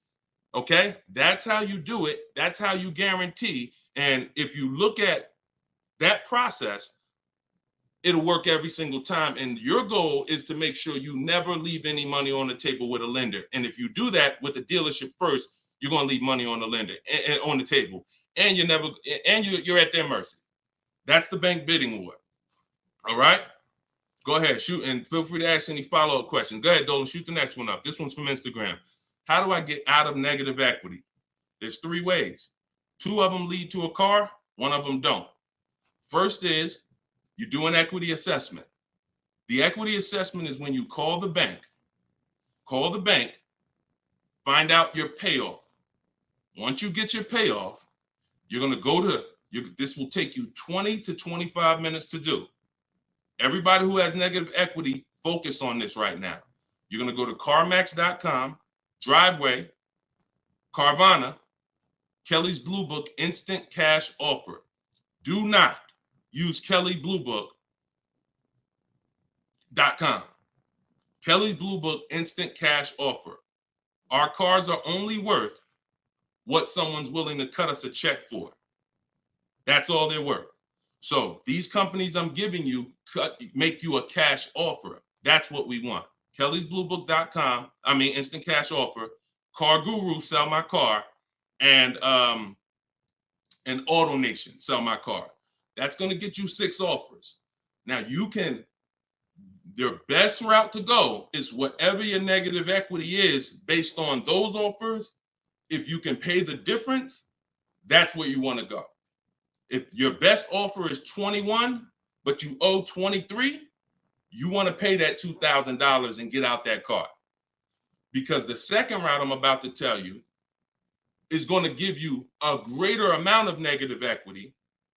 And then when you go to do this, you're going to see that you have less control. So your second route, if you can't pay the difference, is you must get the car from the dealer who actually you're buying the car from. You must give them your old car because you need them to wrap your loan. You need them to wrap that negative equity into your new car deal because you can't pay the difference. And 9 times out of 10, the car is not going to be worth to that dealer what it's worth to CarMax or Driveway or Carvana or one of these online bidders. So you'll find that your highest offer from the online bidders might be 21. Your highest offer from the dealer you're going to get your car from might be 19 because it's not worth that to them. So that's why I say plan A is pay the difference. Plan B is if you can't, you have to get your car from that dealer and ask them what to assess your car and see what it's worth to them because you need them to build it in. Now, if your negative equity is too much, if you have too much negative equity, then you're going to have a problem getting out because you're going to have you're going to mess up the loan to value ratio. You can't move 15 grand over on top of a $30,000 car and expect the bank to approve it. They're going to require you to put money, in which case you got to stay in that car. You either got to put the money down to get out, and if you know, or you got to stay in that car and pay down that balance. Those are the only two ways. And the cause of negative equity is you don't understand leasing. 9 times out of 10, I've been doing this since 2006. 90% of you who have negative equity, the cause is you don't understand leasing. In the next 2 days, I'm going to do a leasing versus buying class on this show. So make sure you are tapped in so that you can understand how much not understanding leasing has cost you already, and you can stop listening to this bad advice about leasing. Okay? All right, y'all. Listen, I'm not seeing the shares. I'm going to be honest with y'all. Y'all know I keep it straight. I'm a straight shooter. I'm a straight shooter. We live right now, and we talking about financial information that no one in this world is talking to you about at this particular time. It's not 20 Deshone the Auto Advisors out there. Tag somebody, invite somebody. Don't be selfish, okay? That's the problem. What got us into this problem is selfish car dealers. So if we're going to solve this problem and help people, we need to all participate, and we need to be inviting people to the show so that our friends a year from now don't come to you and be like, damn, man, I got this horrible car deal, man. And now you know that you were sitting on this show talking about how to get your great car deal, but you're not telling friends. So shout out to the sharers. I appreciate y'all. All right, go ahead. Shoot the next question up, Dolan. I see you, LA Connects. Appreciate you. Let's go. When I see leases advertised on TV or radio, why do they always have thousands do a signing? Well, this is a similar question. All right, Steve Phillips asked a question from TikTok, and then I see Dreamer asks about advertised leases that she sees that always require thousands down. So you always tell people how to customize your lease. You do not go into a dealer. If you first of all, we only go into a dealer to test drive.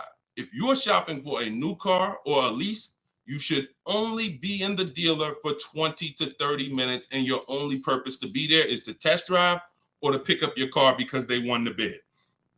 This is what I teach. This is all in my book, Cars from Home, 7 Steps to Saving Time, Money, and Avoiding Dealers. You can get your copy for 75% off in my TikTok bio, in my Instagram bio.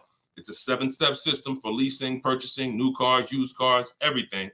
But part of this particular way, we shop. Shopping is not buying. And what the car business has taught you to do is mix the two into one. You go shopping to decide what you want.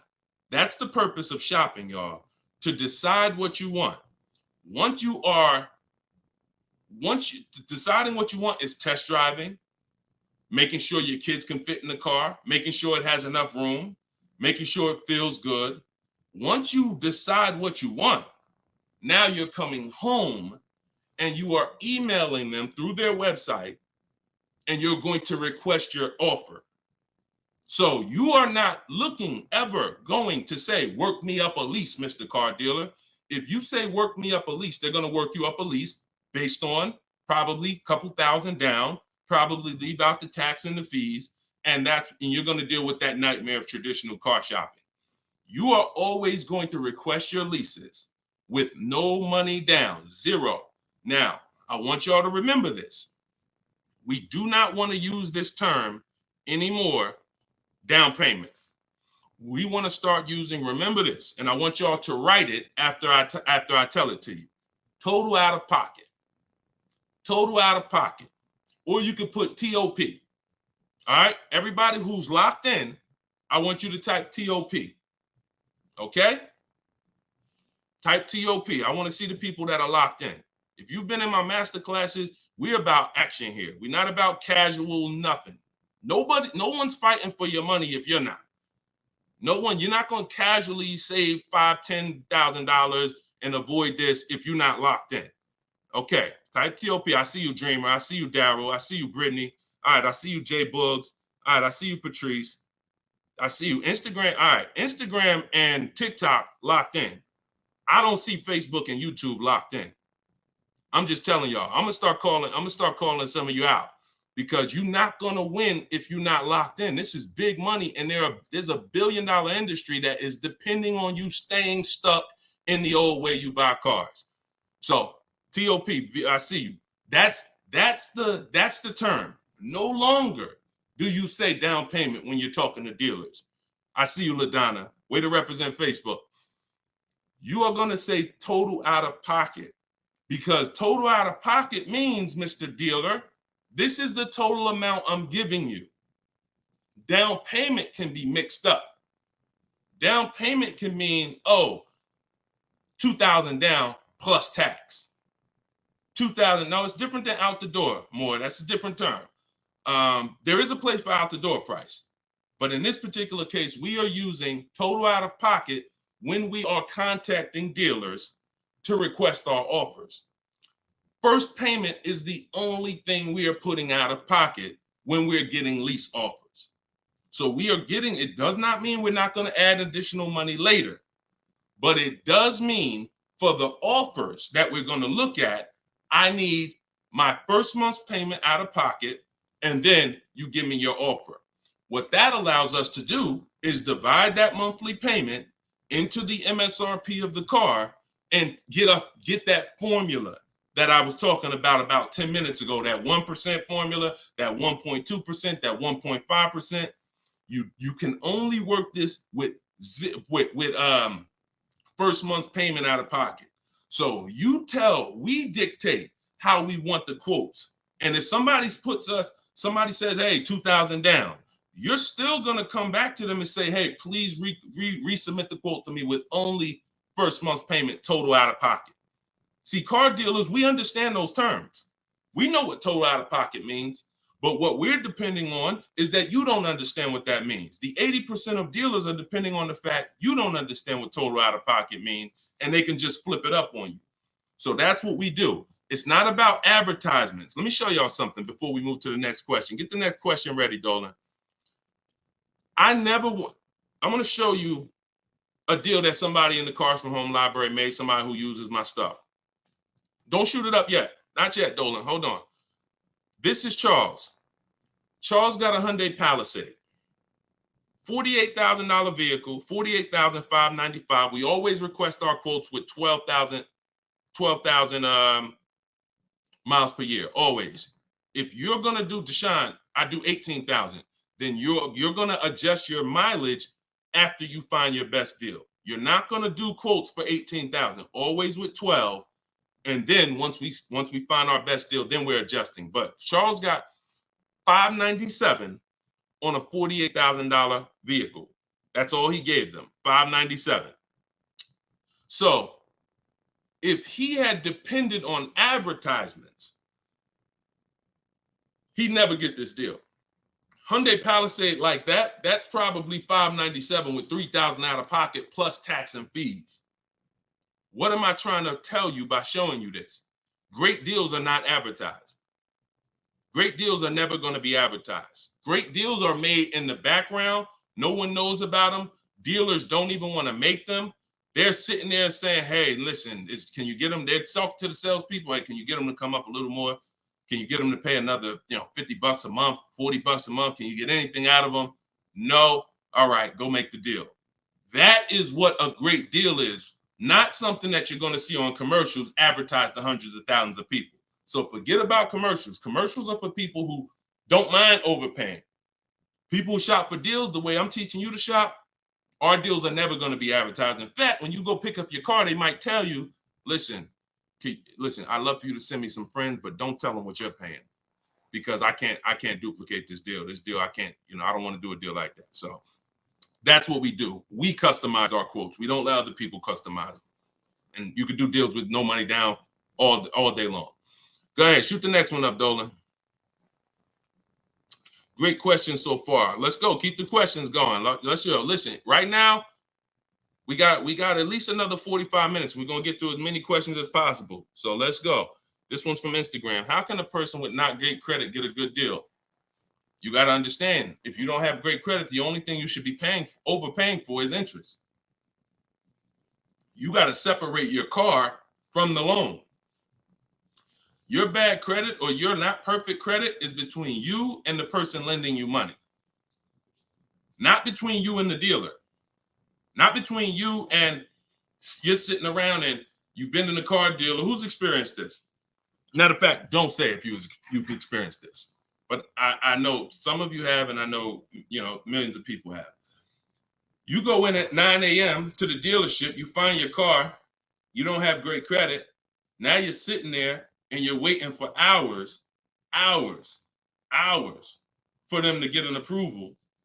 You see people driving out with their new cars. Some people saw you walk in with them at 9:30 a.m. They done left at 12, 1 o'clock with their car. You still there. This is mixing the car with the loan. We don't want to do that. You got to separate the car. So the car is one thing. That's why we always want to make sure we're getting the car at a great price. You shop independently. You use a company in my book, I recommend Limbuzz for people who don't have great credit. But Limbuzz is going to require you get a good deal on the car, because you can overpay for the car and then you can hurt your ability to get the loan because you're overpaying for the car. So you must make sure you are using strategy, shopping multiple offers. If you're shopping for a used car, we could talk about that depending on if somebody asked the question. If you're shopping for a new car, whatever you're shopping for, you must make sure that you find the dealer who's going to sell it to you lower than anyone else. Now, once you find that, you're going to independently have your financing. And if you don't have good credit right now, one of the companies I recommend is Limbuzz. And Limbuzz will usually approve people that a lot of people won't approve. They work with a lot of people who don't have good credit. And then your financing, if you pay 18% interest or 15% or whatever it's going to be, that's between you and the lender, not the dealer. Does that make sense? So we must separate our transactions if we're going to win. All right? We must separate. Go ahead. Shoot the next one up, Dolan. Oh, and one thing. Here we go. I need to purchase a car in less than 2 weeks. Trying to determine lease or purchase. Easy. Who wants to know beyond a shadow of a doubt whether they should lease a vehicle or purchase? Type me if you're just like, Deshone, I've heard this, I've heard that, but I really want to know what's best. All right, All right, I see you, Tavy. I see you, Veronica. I see you on TikTok. TikTok is commenting fast. I need Instagram. All right, I see you, Patrice. All right, I see you, The Well Life. Perfect. All right. TikTok and Instagram is on point. Facebook and YouTube, y'all got to type fast to keep your hands by your keyboards. All right, Terrence. Okay, so here is the determining factor. In my book, I teach 7 steps. To 7 steps. It doesn't matter. The first step is the most important question. The most important question, I want y'all to remember this. It's tied to something I created called the 8-year rule. The most important question is, and I want you to answer it, for everybody shopping for a car, or if you will be, how many years are you keeping your next car? This is the first thing you ask yourself. This is the first thing when your family is looking for a car, your son, your daughter, your spouse. The first thing you're asking yourself is, how many years am I keeping the next car? So answer that question. What you're going to see is you're now, if you're learning from me and you're going to use what I'm teaching you, it's going to be a system. We're not winging it anymore. We're not randomly shopping and doing things based on, all right, I think I should do this now. I think I should do this now. My book, all of this is in my book, Cars from Home, 7 Steps to Saving Time, Money, and Avoiding Dealership. You can get yours for 75% off in my TikTok bio. It's normally $97, but for 30 minutes, you can get yours for 75% off. You go to my TikTok and Instagram bio. So I see you, Latasha, 5 to 6 years. Tavy, 5 to 6 years. All right, Crowsman, till the doors fall off. Okay, the well life, 6 or 7 years. Everybody answer that question. 8 to 10 years usually. I see you, Terrence. Brandon, Steph, 10 to 15 years. Okay, just bought the book. Hey, congratulations. Use it. Enjoy it and use it. Well life, you're gonna love it. And make sure you write me with your success stories. When you get your car, send me the deal. Congratulations. So 5 to 7 years. So now remember this, and don't try not to say something abstract. Like long as possible, that's too abstract. Like years. What's our goal? 8, 10, 15 till it doesn't drive anymore. Whatever. We want to get a clear picture. Here's why. This is going to be your first step from now on when you are car shopping. Asking yourself this question. We're still on the overall question, which is, should we lease or buy? That's the question we're on overall. Now I'm going to show y'all something that's going to help you understand why we asked this question first, and it's the depreciation scale. So I'm going to use this for you to understand. When you buy a car today, if I put a $30,000 car outside your house right now, if you didn't drive it, you don't drive it 1 mile, is that car worth $30,000 a year from now? You never touched it. You never touched it. Is that car worth $30,000 a year from now? Exactly, Dominic. No. Okay, Veronica. No. Okay, Crowsman. No. So we understand Wu-Tang Land. No. That's your first lesson on depreciation. That's something called the unseen expense. This is the expense most people are not trained to see. That's why they buy their cars and think, oh, I could just drive as much as I want, and it doesn't matter. I'm not paying for the miles. You are paying for the miles. Let's go deeper with this lesson. Now, if you don't drive it 1 mile, we all agree it was worth $30,000. A year later, it's probably worth $25,000. We didn't touch it. Now, if we drive it average miles 12,000, it's probably worth $22,000. You know, if we drive it high miles, it's probably worth $20,000. So you see that no matter whether you buy or lease, you pay for the mileage. You pay for your usage. In fact, you even pay if you don't use it.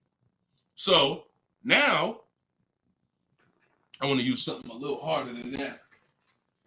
When you understand that, you're going to see, Deshone, okay, if I'm losing that type of money in my car when I buy it, when do I ever get to a point where I'm winning? And the longer you keep a car, the more this starts to level out. So when you get to about 7 years, now you're no longer losing thousands of dollars every year. This is the purpose of the purchase, is to get to a point where your car is no longer losing value every year, and you can keep it, and it becomes something that is an asset because it's not taking money out of your house and you're not losing money. Now, the mistake is when you people who answered, if you're a person who said 5 years, 4 years, 3 years, 6 years, your mistake is buying a car and you trying to replace it while it's still on this type of drop. That's why you're never happy when you go trade your car. That's why you have negative equity, because the asset value is so low because it's dropping like a brick every single time for the first 5 years, every single year, first 5, 6 years. How do we avoid that long term? So every one of you that said, Deshone, 8 years, 10 years, you should be purchasing. Deshone, what if I'm not keeping it that long? You should be shopping for leases. because you cannot compare. Look at Danielle. Look at Danielle. Danielle's lease deal, she got $44,000 Audi A3. She's paying $550 a month. No money down. That same car, if she bought it, would be $900 a month. Every $5,000, some of you know, is about $100 a month on a 5-year loan. Depends on what the interest rate is. So that same car that she's driving for $550 would be about $900 a month to buy. So we have to understand, the leasing versus buying question is so easy once you just follow these parameters. You are avoiding depreciation when you get great lease deals, or you're avoiding depreciation when you buy and keep 8+ years.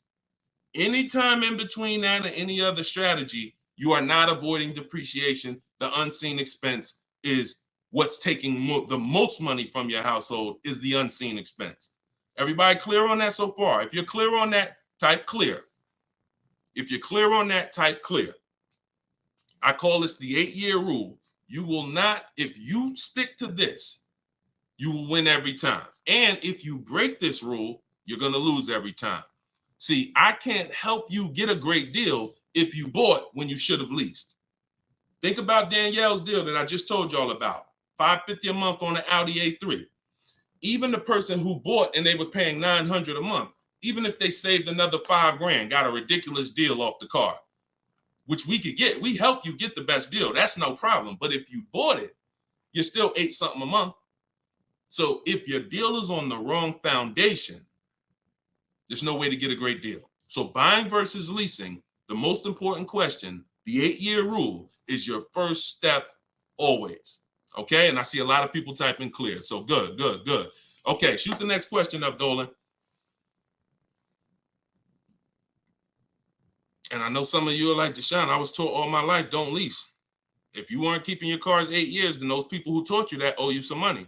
They're not going to give it to you, but unfortunately, they have cost you money.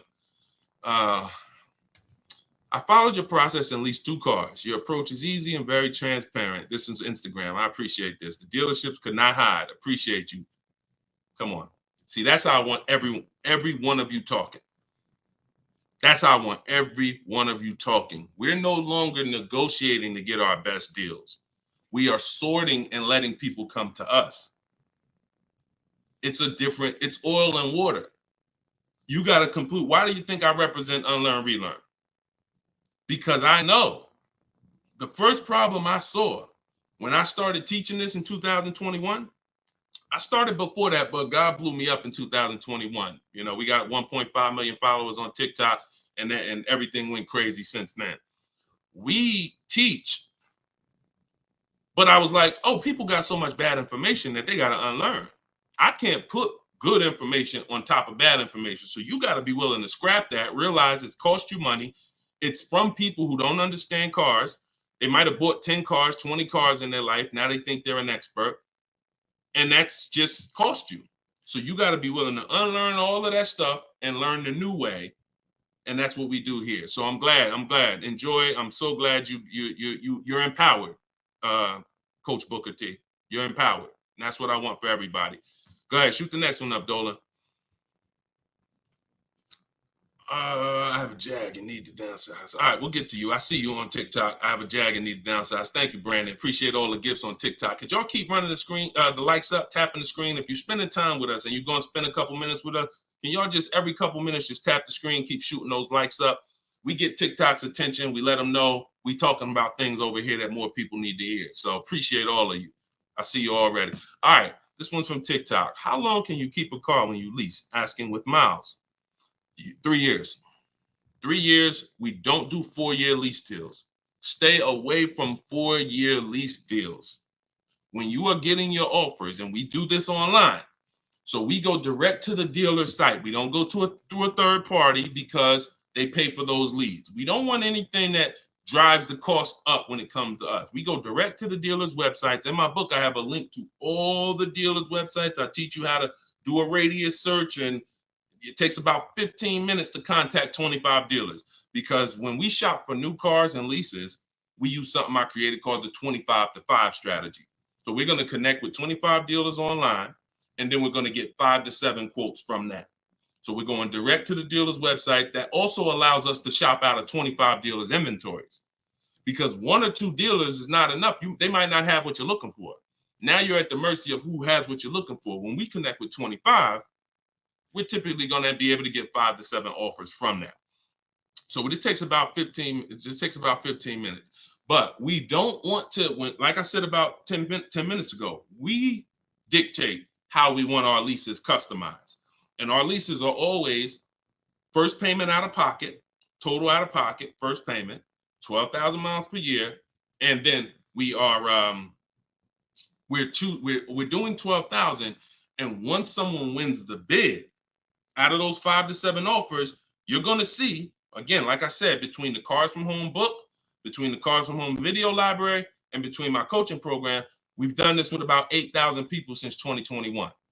I can tell you we have enough data to tell you this is how it goes. Once you get 5 to 7 offers, you're going to see at least $150 to $200 difference from your best offer to your worst offer.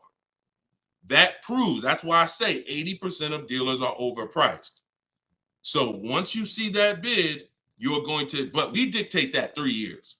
We don't let people present leases to us. We tell them, this is how I want the lease. And if anyone suggests a 4-year lease, even a 3.5-year lease is too long, because you're eliminating the benefits of leasing, which is switching cars every 3 years. I want the latest and greatest. I want to pay the pennies on the dollar compared to someone purchasing, and I want to be able to switch cars, and most of the time be under warranty, depending on what brand you're shopping for. If you're shopping Chevy, if you're shopping Ford, if you're shopping most brands with a 3-year bumper-to-bumper warranty, once you go 3.5, once you go 4, you're out of warranty. So I don't even like going 3.5. If it's a ridiculous deal for 3.5, maybe, but I'm typically 3 years, 39 months, maybe, and that's in my template. We'll do 3 or 39 months. 2-year lease deals are rare. You don't really see great 2-year lease deals. But if a manufacturer has it, then a dealer would tell you. When we contact them, they'll tell, hey, we got a great 2-year lease deal. Are you open to that? Yeah, we're open to 2, but we're not open to going longer than 39 months. We're paying too long on a car we're giving back. Go ahead, shoot the next one up, Dolan. Great question. All right, I see you. Perfect. Great questions. All right, Facebook. What's the best credit score to have when looking for a good deal on a brand new car? It's no way to dictate that.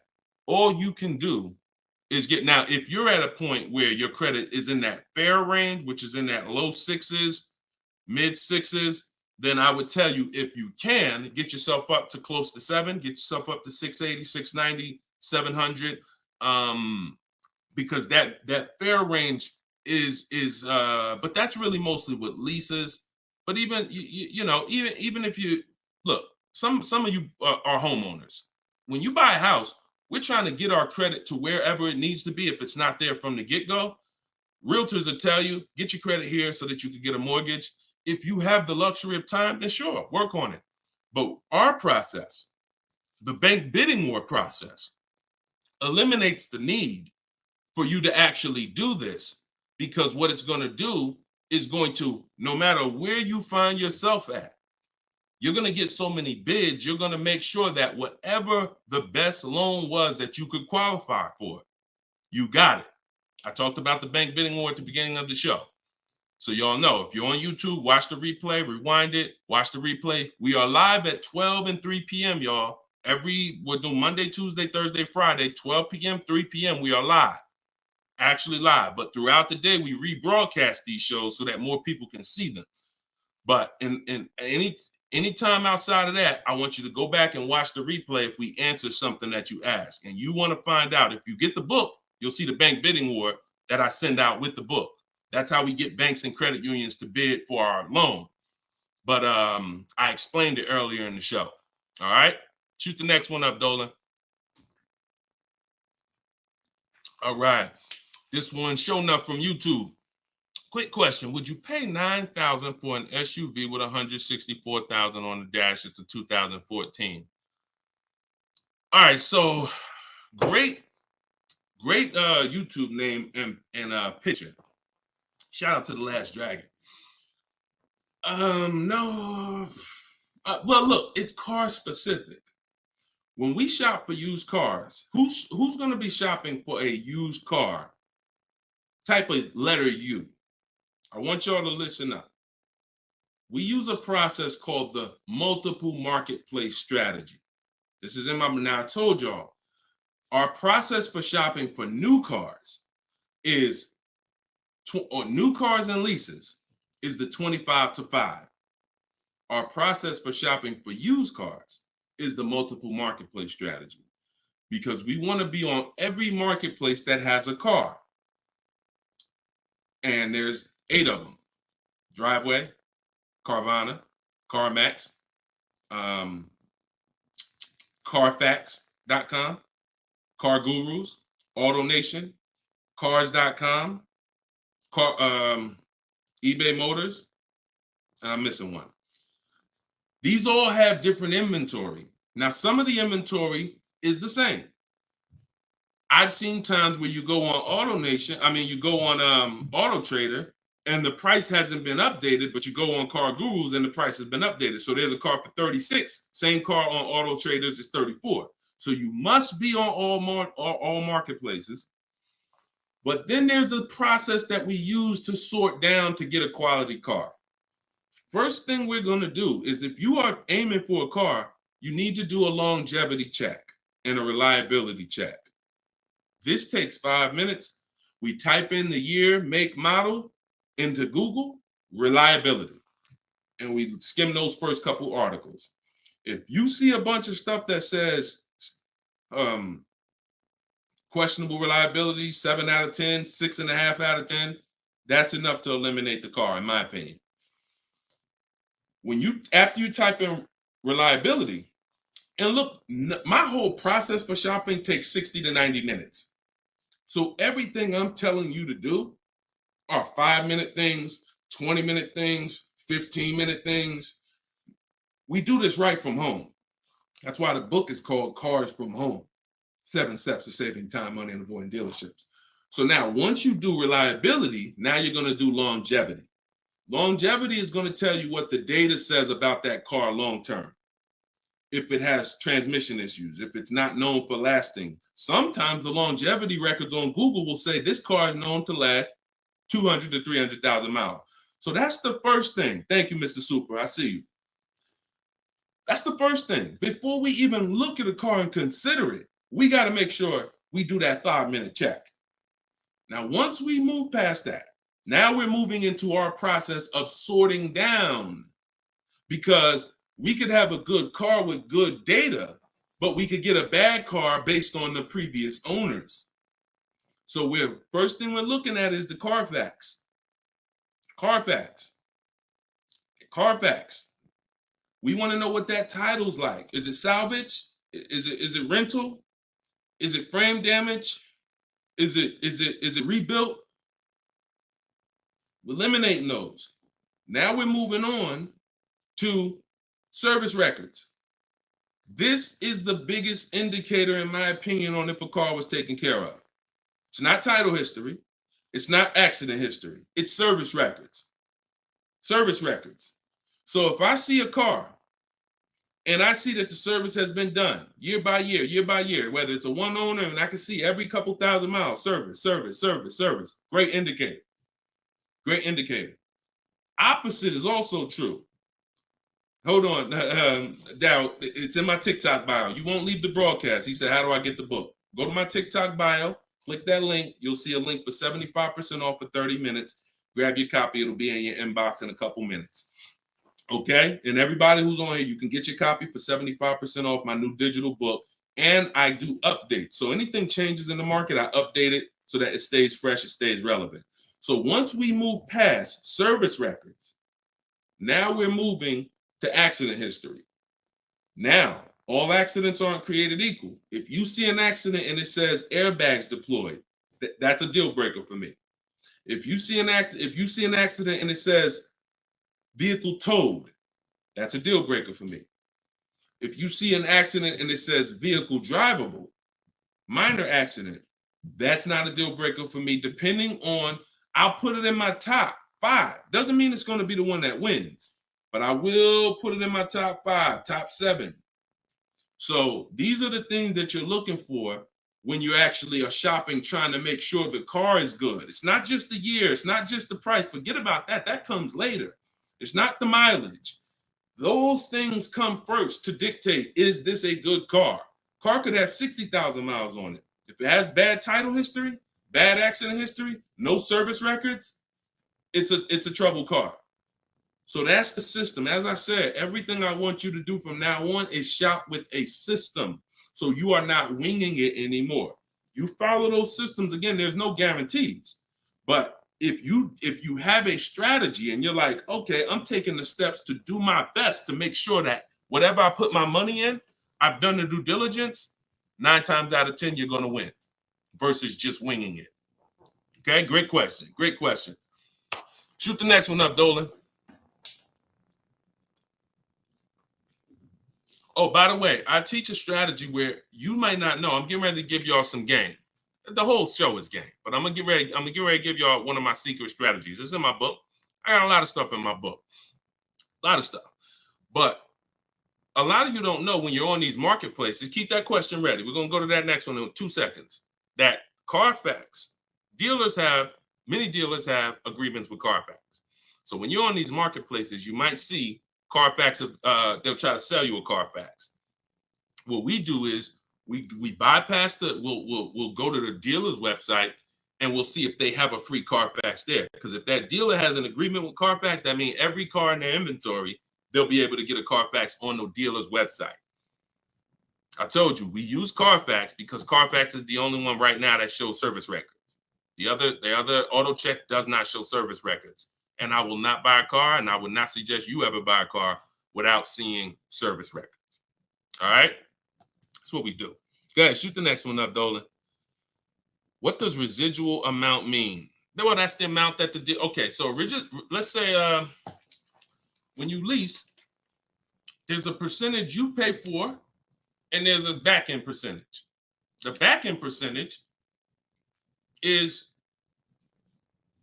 what they want the car back for, and they're going to sell it and, make money. Now, we'll see if we can sell it.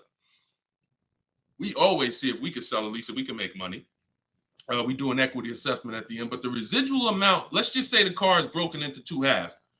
40% is what you're going to pay for, and you're going to pay interest on that 40%. And then the 60% is what's left, and that goes back. That's what happens when the dealer comes back. That's when you give it back to the bank, not the dealership. That doesn't matter to us. We do not shop based on residual values, money factors. We do not shop based on that. We get bids because we can't control that. I've had people in the years come in, Wall Street finance guys come in with their finance calculators, asking me the money factor. And when I give them the money factor, we're converting it to an interest rate multiplied by 2,400. And they're like, okay, they're doing all this math and it's not going to help them because all they're doing is one-to-one negotiating. You don't get your best deal doing one-to-one negotiating. You get your best deal by making multiple dealers submit offers and bids. So you can know the residual all you want. You don't know the rebates. What if there's no rebates? You don't know that. You don't know you don't know if I'm an 80% dealer and I'm not going to discount, or I'm going to mark my car price up $2,000 and then take off that $2,000 and make you think you won. But all I did was take off the $2,000 that I was overcharging anyway. So you don't know who you're dealing with. That's why one-to-one never works. Sitting at home and getting bids from at least 5 dealers. My way is the 25-to-5. We're going to connect with 25 dealers online on their website, send them my template. You can send them an email, letting them know what you want. In my book, I have links to my templates. In my video library, you're using all my stuff and you're not talking. We connect with 25 and we're looking to get 5 to 7 offers. That's the only thing we can control. We can't control the residual amount. We can't control the money factor. We don't shop like that. It's not going to help you. In fact, it'll slow you down and it'll hurt you because you're overanalyzing things that don't even matter. And trust me, I love numbers. I love numbers. I was in calculus in 11th grade, so I can do this stuff in my daggone sleep. But what I don't want is to teach you to do that because I don't do that. It doesn't take that. None of these people that you see, look, when you see Eddie, matter of fact, he bought, hold on. When you see, look, let me show you Benita.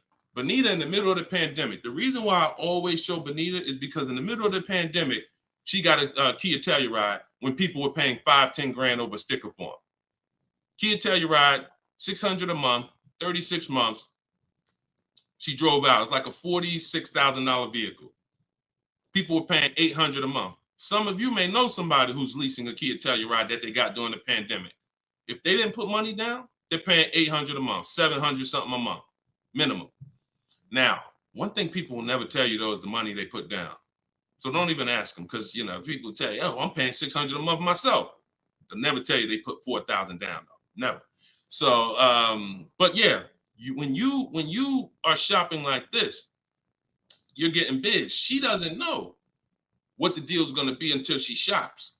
And when she shops, she doesn't care about the residual value. It doesn't matter to her the money factor. None of that stuff matters. The only thing that matters is, let me get my bids and see who's going to win the bid. That's it. That's it. Go ahead. Shoot the next one up, Dolan. Let me put that banner back up. For all of you who just jumped on, this entire show is sponsored by my new digital book. It's called Cars from Home.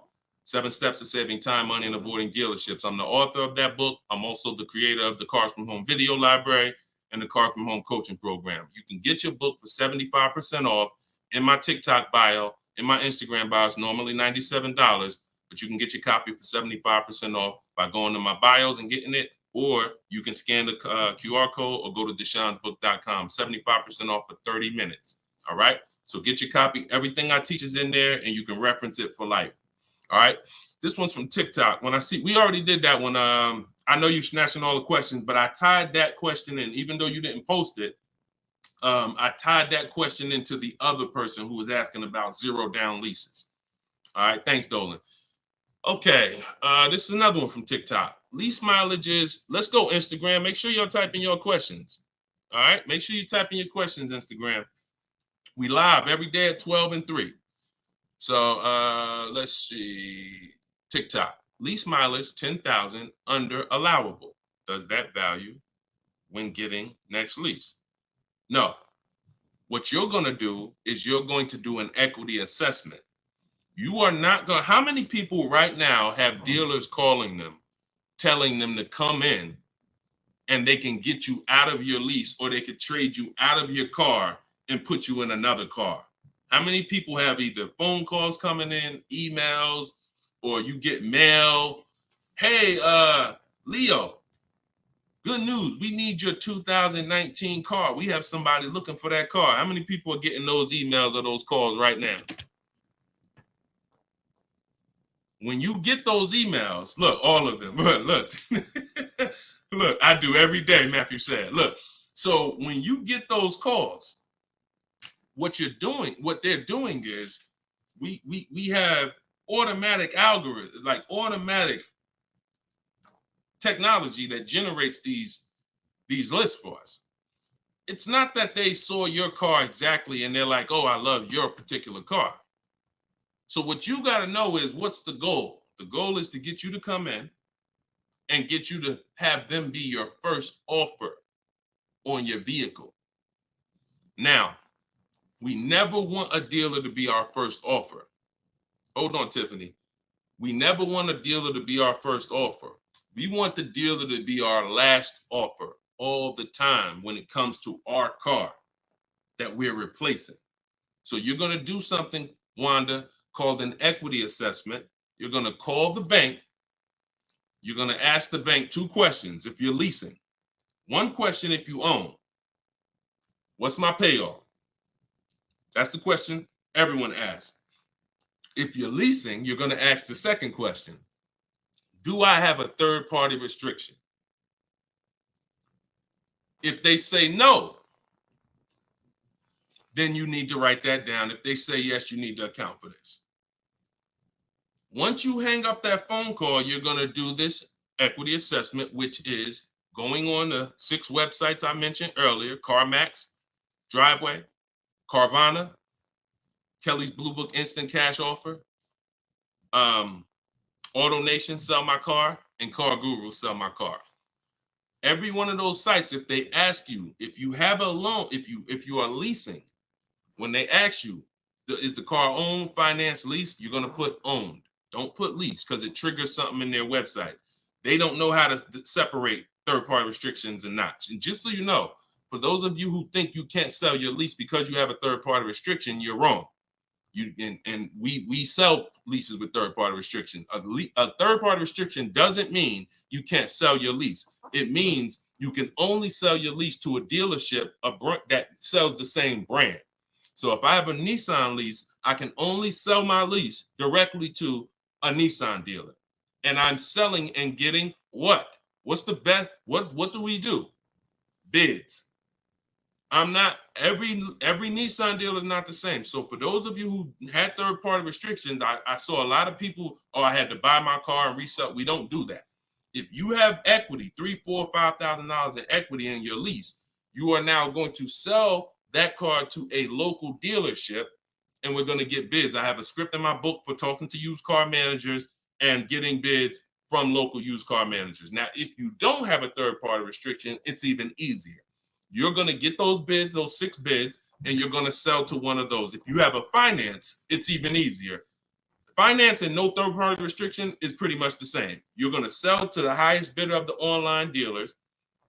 And if you have to replace your car, you're just going to keep those offers on hold, because some of you are going to say, well, I could make $3,000 selling my car, but I need to find my new car first. No problem. In my book, I teach something called timing the transaction. You're just going to put those offers on hold. You're going to start your shopping, and you're going to find the dealer who's going to win your bid to sell you the car. And then you're going to pick up your new car and sell your old car the same day. These companies cut you a check. This isn't like Facebook Marketplace. You go into CarMax, literally they inspect the car, they cut you a check, you leave with the difference. It's not a 2-3 day thing. This isn't like, oh, I need to. No, this is very simple to do. And that's the equity assessment process. We get bids on everything. Our old car, our new car we're buying, our loan. Everything's a bid. All right, everybody clear on that? If you're getting value out of the show so far, I want you to type $signs. If you're getting value out of the show so far, type $signs in the comments. I want to make sure that we're getting value out of what we're talking about. And then we're going to go to Tiffany's question. All right, I see you, Brandon. All right, perfect. All right, I see you, Denise. I see you, Terrence. I see you, user 977-163-105-3712. I see you, the Wildlife Diva. Perfect. 36 Chambers. Richard, I see you. Perfect. All right. Wonderful. All right. Shoot. Can you pull Tiffany's question up? I purchased the book and reviewed the email. How it hasn't downloaded since I did something wrong. Dominic, just as soon as you purchase the book, I give you a support email. Don't DM, because we have 2 million followers. We're blessed. Thank God. DMs, we get hundreds of DMs. You get a support email. Let me know if you got it. And then just, if there's anything, we'll get you the book. We'll send it to you manually. Okay. So just hit me with that. Just make sure you got it. All right. So Tiffany said, this is from TikTok, would you finance your lease at the end? 2018 Audi S5, 42,000 miles, 5K down, 12,000 miles. So when I talked to you earlier, you have to ask yourself the same question. If you were here earlier, the most important question is, how many years are you keeping the next car? You're going to ask yourself the same question right now, because you're about to buy another car. You have to see your lease. Buying your lease, you have to see it as buying another car. It's a used car. That's what you're doing. Hold on. Okay, LA Connect, do me a favor. Hold on. LA Connect, shoot me a DM. I'll look for your DM. And you get the support email. You don't get the support email. As soon as you purchase, the thank you page says, here's the support email. So, and check your spam and check your junk folder, okay? Because we got a pretty sophisticated email technology that is spot on most of the time. I'm not going to sit up here and tell you it's perfect, but I mean, we deliver a lot of books without issue. So sometimes it's in spam, sometimes it's in the junk folder. Okay, so that's how you have to see buying your lease. You're buying a used car. The only difference is it's your car. That's the only difference. You don't, instead of going to look for a used car, you're saying, I'm going to buy that used car. So the same question exists. How many years are you going to keep the car? Now, if you say, 8, you're not going to break the 8-year rule. Then you could buy it. But if it's not 8, it makes 0 sense not to be shopping for another lease. I'm going to tell you why. One, the depreciation. And I'll talk to you about, I'll do a quick scenario of, because some people say, Deshone, when I buy used cars, they don't depreciate as much as used cars, but you still pay more than people who get great lease deals, than people who get great lease deals. You're still paying more money, and now you're paying more money for a for a worse car. So, but when you are looking at these scenarios, most people are going to finance for a 5-year or 6-year loan to buy their lease out. But you've already had the car for 3 years. So you have to say to yourself, what's the likelihood I'm going to keep this car that I've already had for 3 years for another 3 years? Tiffany, if you didn't get, if the new lease payment, if that's not the best offer out of 5 dealers, then that doesn't matter to me. Because we don't care about what one dealer says, especially a dealer who's going to try to see you. Some of you are too loyal to these dealers, and you got to stop. I'm not loyal to any dealer. No one who listens to me is loyal to any dealer. We are done with being friends with dealers. We don't need to go to a barbecue with our car salesman. We don't need to do that anymore, because we need to make car salespeople compete and different dealers compete. Tons of people will walk in, get one quote from an old dealer or a dealer that sold them 2 cars, and that quote is $900 a month, and they're like, oh, I guess that's what the car costs. Not realizing, no, that's what the car costs from that dealer. That's what it costs from that dealer. Your competition is going to be $1,000 a month, $1,050 a month, $850 a month, $790 a month. I told you, when you shop the correct way, you are going to expose the dealers that are overpriced. That's why that person who came on here, who Dolan put that comment up that said, hey, I use your stuff, dealers can't hide.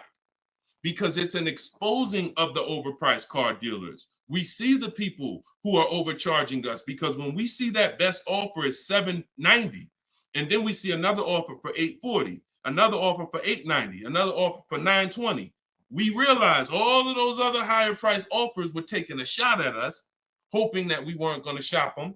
But that's okay. We're buying from the 20% who beats their offers. So before we ever make a decision to leave, we must shop 5 offers, and none of you are going to realize that this is right. See, like I said, between my book, the Cars from Home Library, and my coaching program, we've helped 8,000 people since 2021. These are the numbers. 80% of dealers are overcharging you. And if you don't have multiple offers in front of you, at least 5, you're not going to ever find the best price dealers. And you don't do this the hard way, going into dealer to dealer to dealer. You do this sitting at home on these dealers' websites, requesting your offers, looking at offers strategically. That's why my book is called Cars from Home. My system is called Cars from Home. We spend time here. We're not in a dealership for more than 30 minutes. Okay? So getting back to your question about buying your lease, I'm not buying a used car. I'm not switching my strategy. The philosophy of going from a lease to a purchase is a total strategy shift. That means I'm going from a short-term person who doesn't like maintenance, who doesn't want to put more long-term, who doesn't want to keep a car long-term. I want to be under warranty most of the time. I want to drive cars for pennies on the dollar, compared to people who buy. Now I'm switching that to become a long-term person, because there's a different set of values when you're buying cars for 8 to 10 years to 12 years. That means I'm going to pay off my car. I'm going to get to the point where it's not depreciating a lot anymore. I don't care about having the latest and greatest. Once my car is paid off, I just got a car that's 7, 8 years, 9 years old, but I'm going to keep it in my family for a long time, and I'm going to win that way. I'm going to win by having that car 10 years. The longer I keep it, the less I paid for it. If I keep a car 15 years, the less I paid for it. I keep it 12 years, the less I paid for it. So it's 2 sides of the spectrum. That's why when you buy your lease, you're going from one mindset to an entirely different mindset of buying a used car. So the best thing to do is just learn how to shop the way I'm teaching you to shop, so that you can get great lease deals. They are out here. I showed you Bonita. Bonita got a great lease deal middle of the pandemic. Middle of the pandemic, when there was blood in the street, people coming out of car dealerships with axes in their head. That's how much they overpaid. That's how much they overcharged. My God, 10,000 over sticker, 8,000 over sticker. Bonita's taking deals down. We've been doing this, but the only way you're going to get great deals is to stop shopping the way they want you to shop and start shopping the way you should shop, which is being in control, making people bid for your business. And you're going to get entirely different results. You're going to realize, dang, these dealers have been overcharging me. That's perfect. That's perfect. All right, go ahead, Dolan. Shoot the next one up. We got a couple more minutes. Try to get through as many as possible. All right, this one's from Instagram. I'm reaching out to dealers. Point. I'm ready to compare price. I don't know what to say. You don't talk. If you're doing it my way, you should be on their email. Now, if you're doing it the manual way, which I'm not even going to teach anymore. I used to say on some of the older broadcasts, I would say call, talk to a sales manager. But I want to do it by email. We go to a dealer's website, we use the contact tab, we tell them what we want, and then we're having conversations from there. Now we do that. We do that with 25 dealers. We always get a separate email. These are the little things that we must do to make our in my book, in everything I teach. It's for a reason. We get a separate email. We get a Google Voice phone number because we're not talking to people. If we're talking to anybody, we're talking to sales managers. We are not talking to salespeople unless we're setting up a test drive. And even that, there's a way we do it. We want to talk to the most experienced salesperson. We want to talk to the person who has a great history, who everybody loves. We want to talk to the person because the wrong salesperson won't even have the car ready for you when you get there to test drive. New salesperson just started. He over there, thinking about how he'll just, so we got to even act for the right salesperson to set up a test drive. But we're not talking. See, when you're not talking, you can stay out of emotion.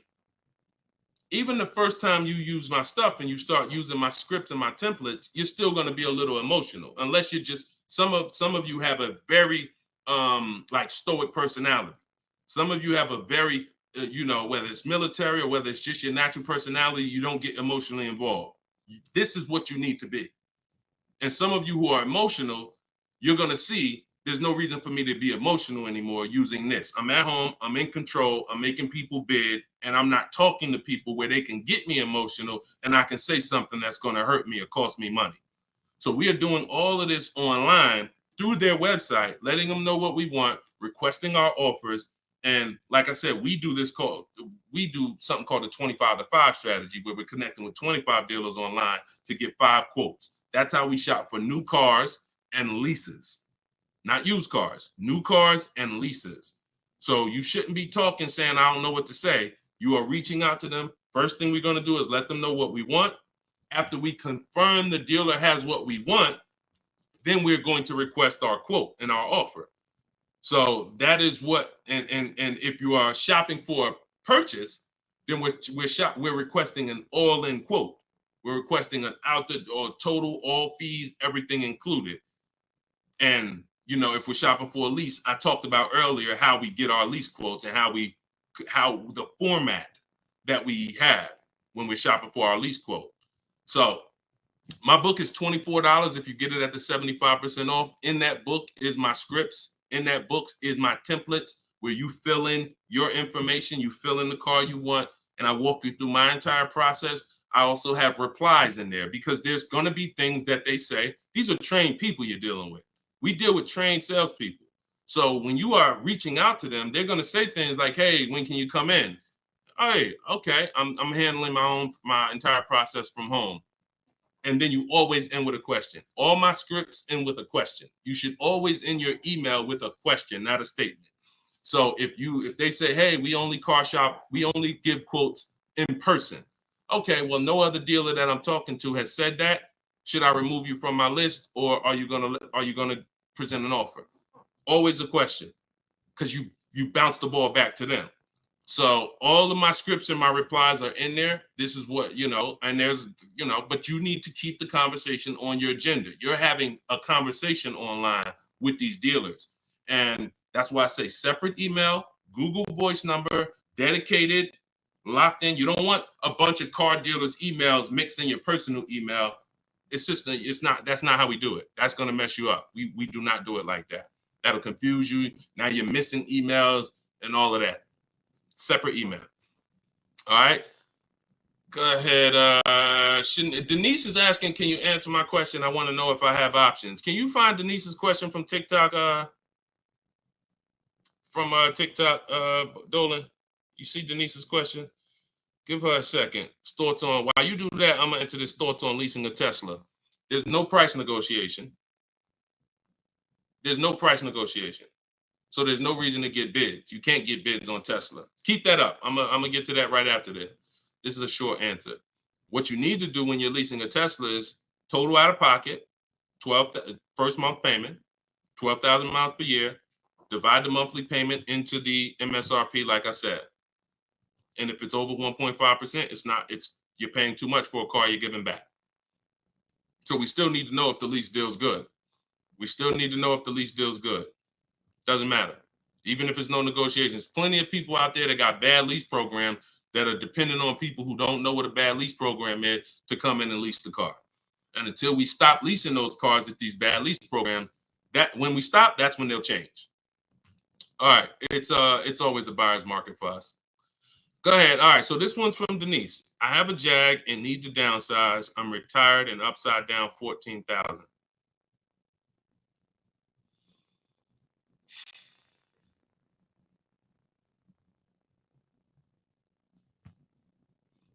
See, here's the bad part about negative equity. The damage is done. I wish I was the person who could, give back. A lot of what I'm talking to y'all about is I'm shouting from the hills and warning you. It's up to you to take the warning. But in this particular case, with negative equity, the damage is done. Now, how do we get out of it? It's only two ways. I talked to you about that earlier. Now, in your particular case, now there's a third way. It involves the car. If the car is totaled or stolen and you don't recover it and you have gap insurance, then the car is. So I have to. I can't say there's not another way, but we can't plan on that. That's insurance fraud. So in the case of what's legal and ethical, you can only sell a car or trade into or replace it with another car. And in the case of negative equity, if you can't sell the car, pay the difference, go to YouTube. After this, I spent probably 8 to 10 minutes talking about how to get out of negative equity. There's 3 ways. 2 of them lead to a new car, 1 of them doesn't. If you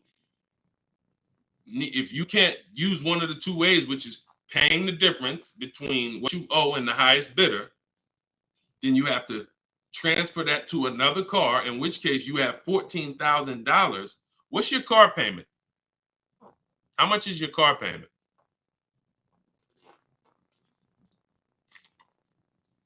And if you need to downsize because you want a smaller car, okay, $769. If you need to downsize because what's the reason that you need to downsize?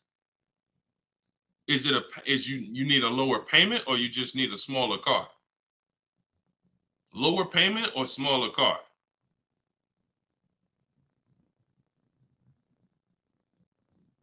Sometimes I need to ask more questions. This is why, we go, I have 3 things I created: the Cards from Home book, and the video library, and coaching.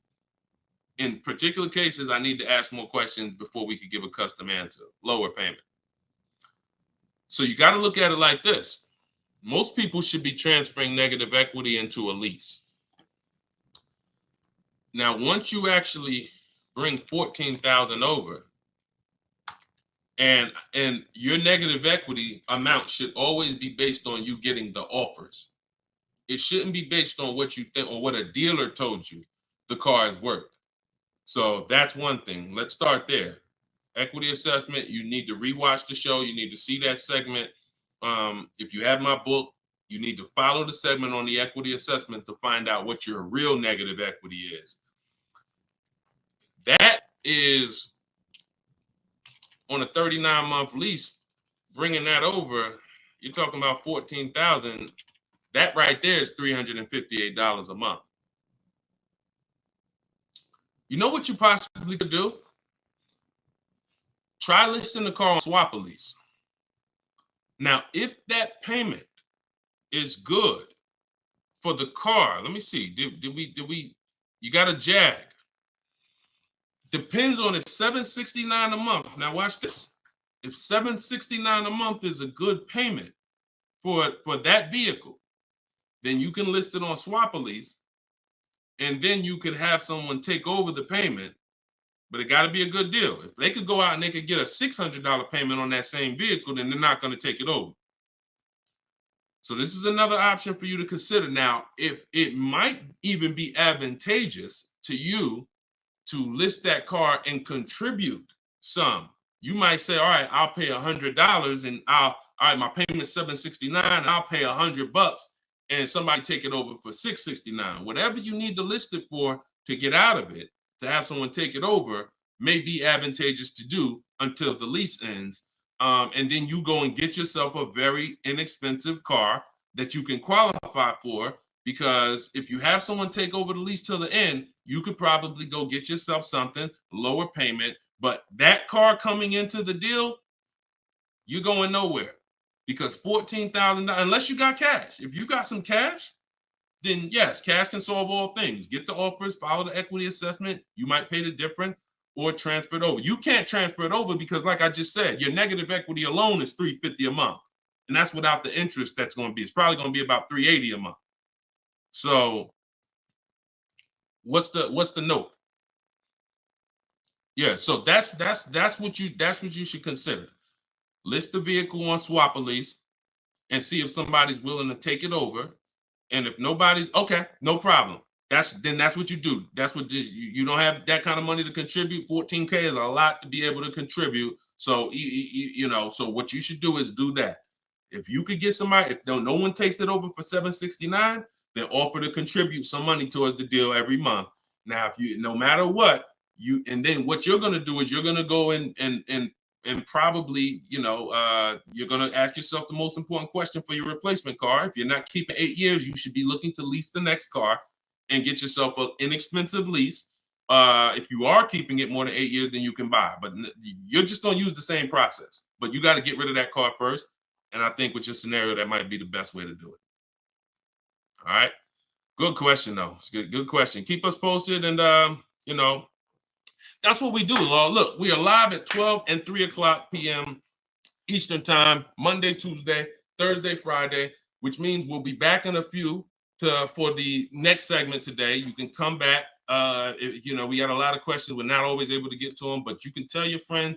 I haven't really announced it because I didn't know when I was going to be live, but now we'll get to the point where we can let you know 12 p.m. Eastern time, 3 p.m. Eastern time. We're live, but we rebroadcast these shows all throughout the day, because people do get a lot of value out of the rebroadcast. But if you want to meet us live, Monday, Tuesday, Thursday, Friday, 12 p.m.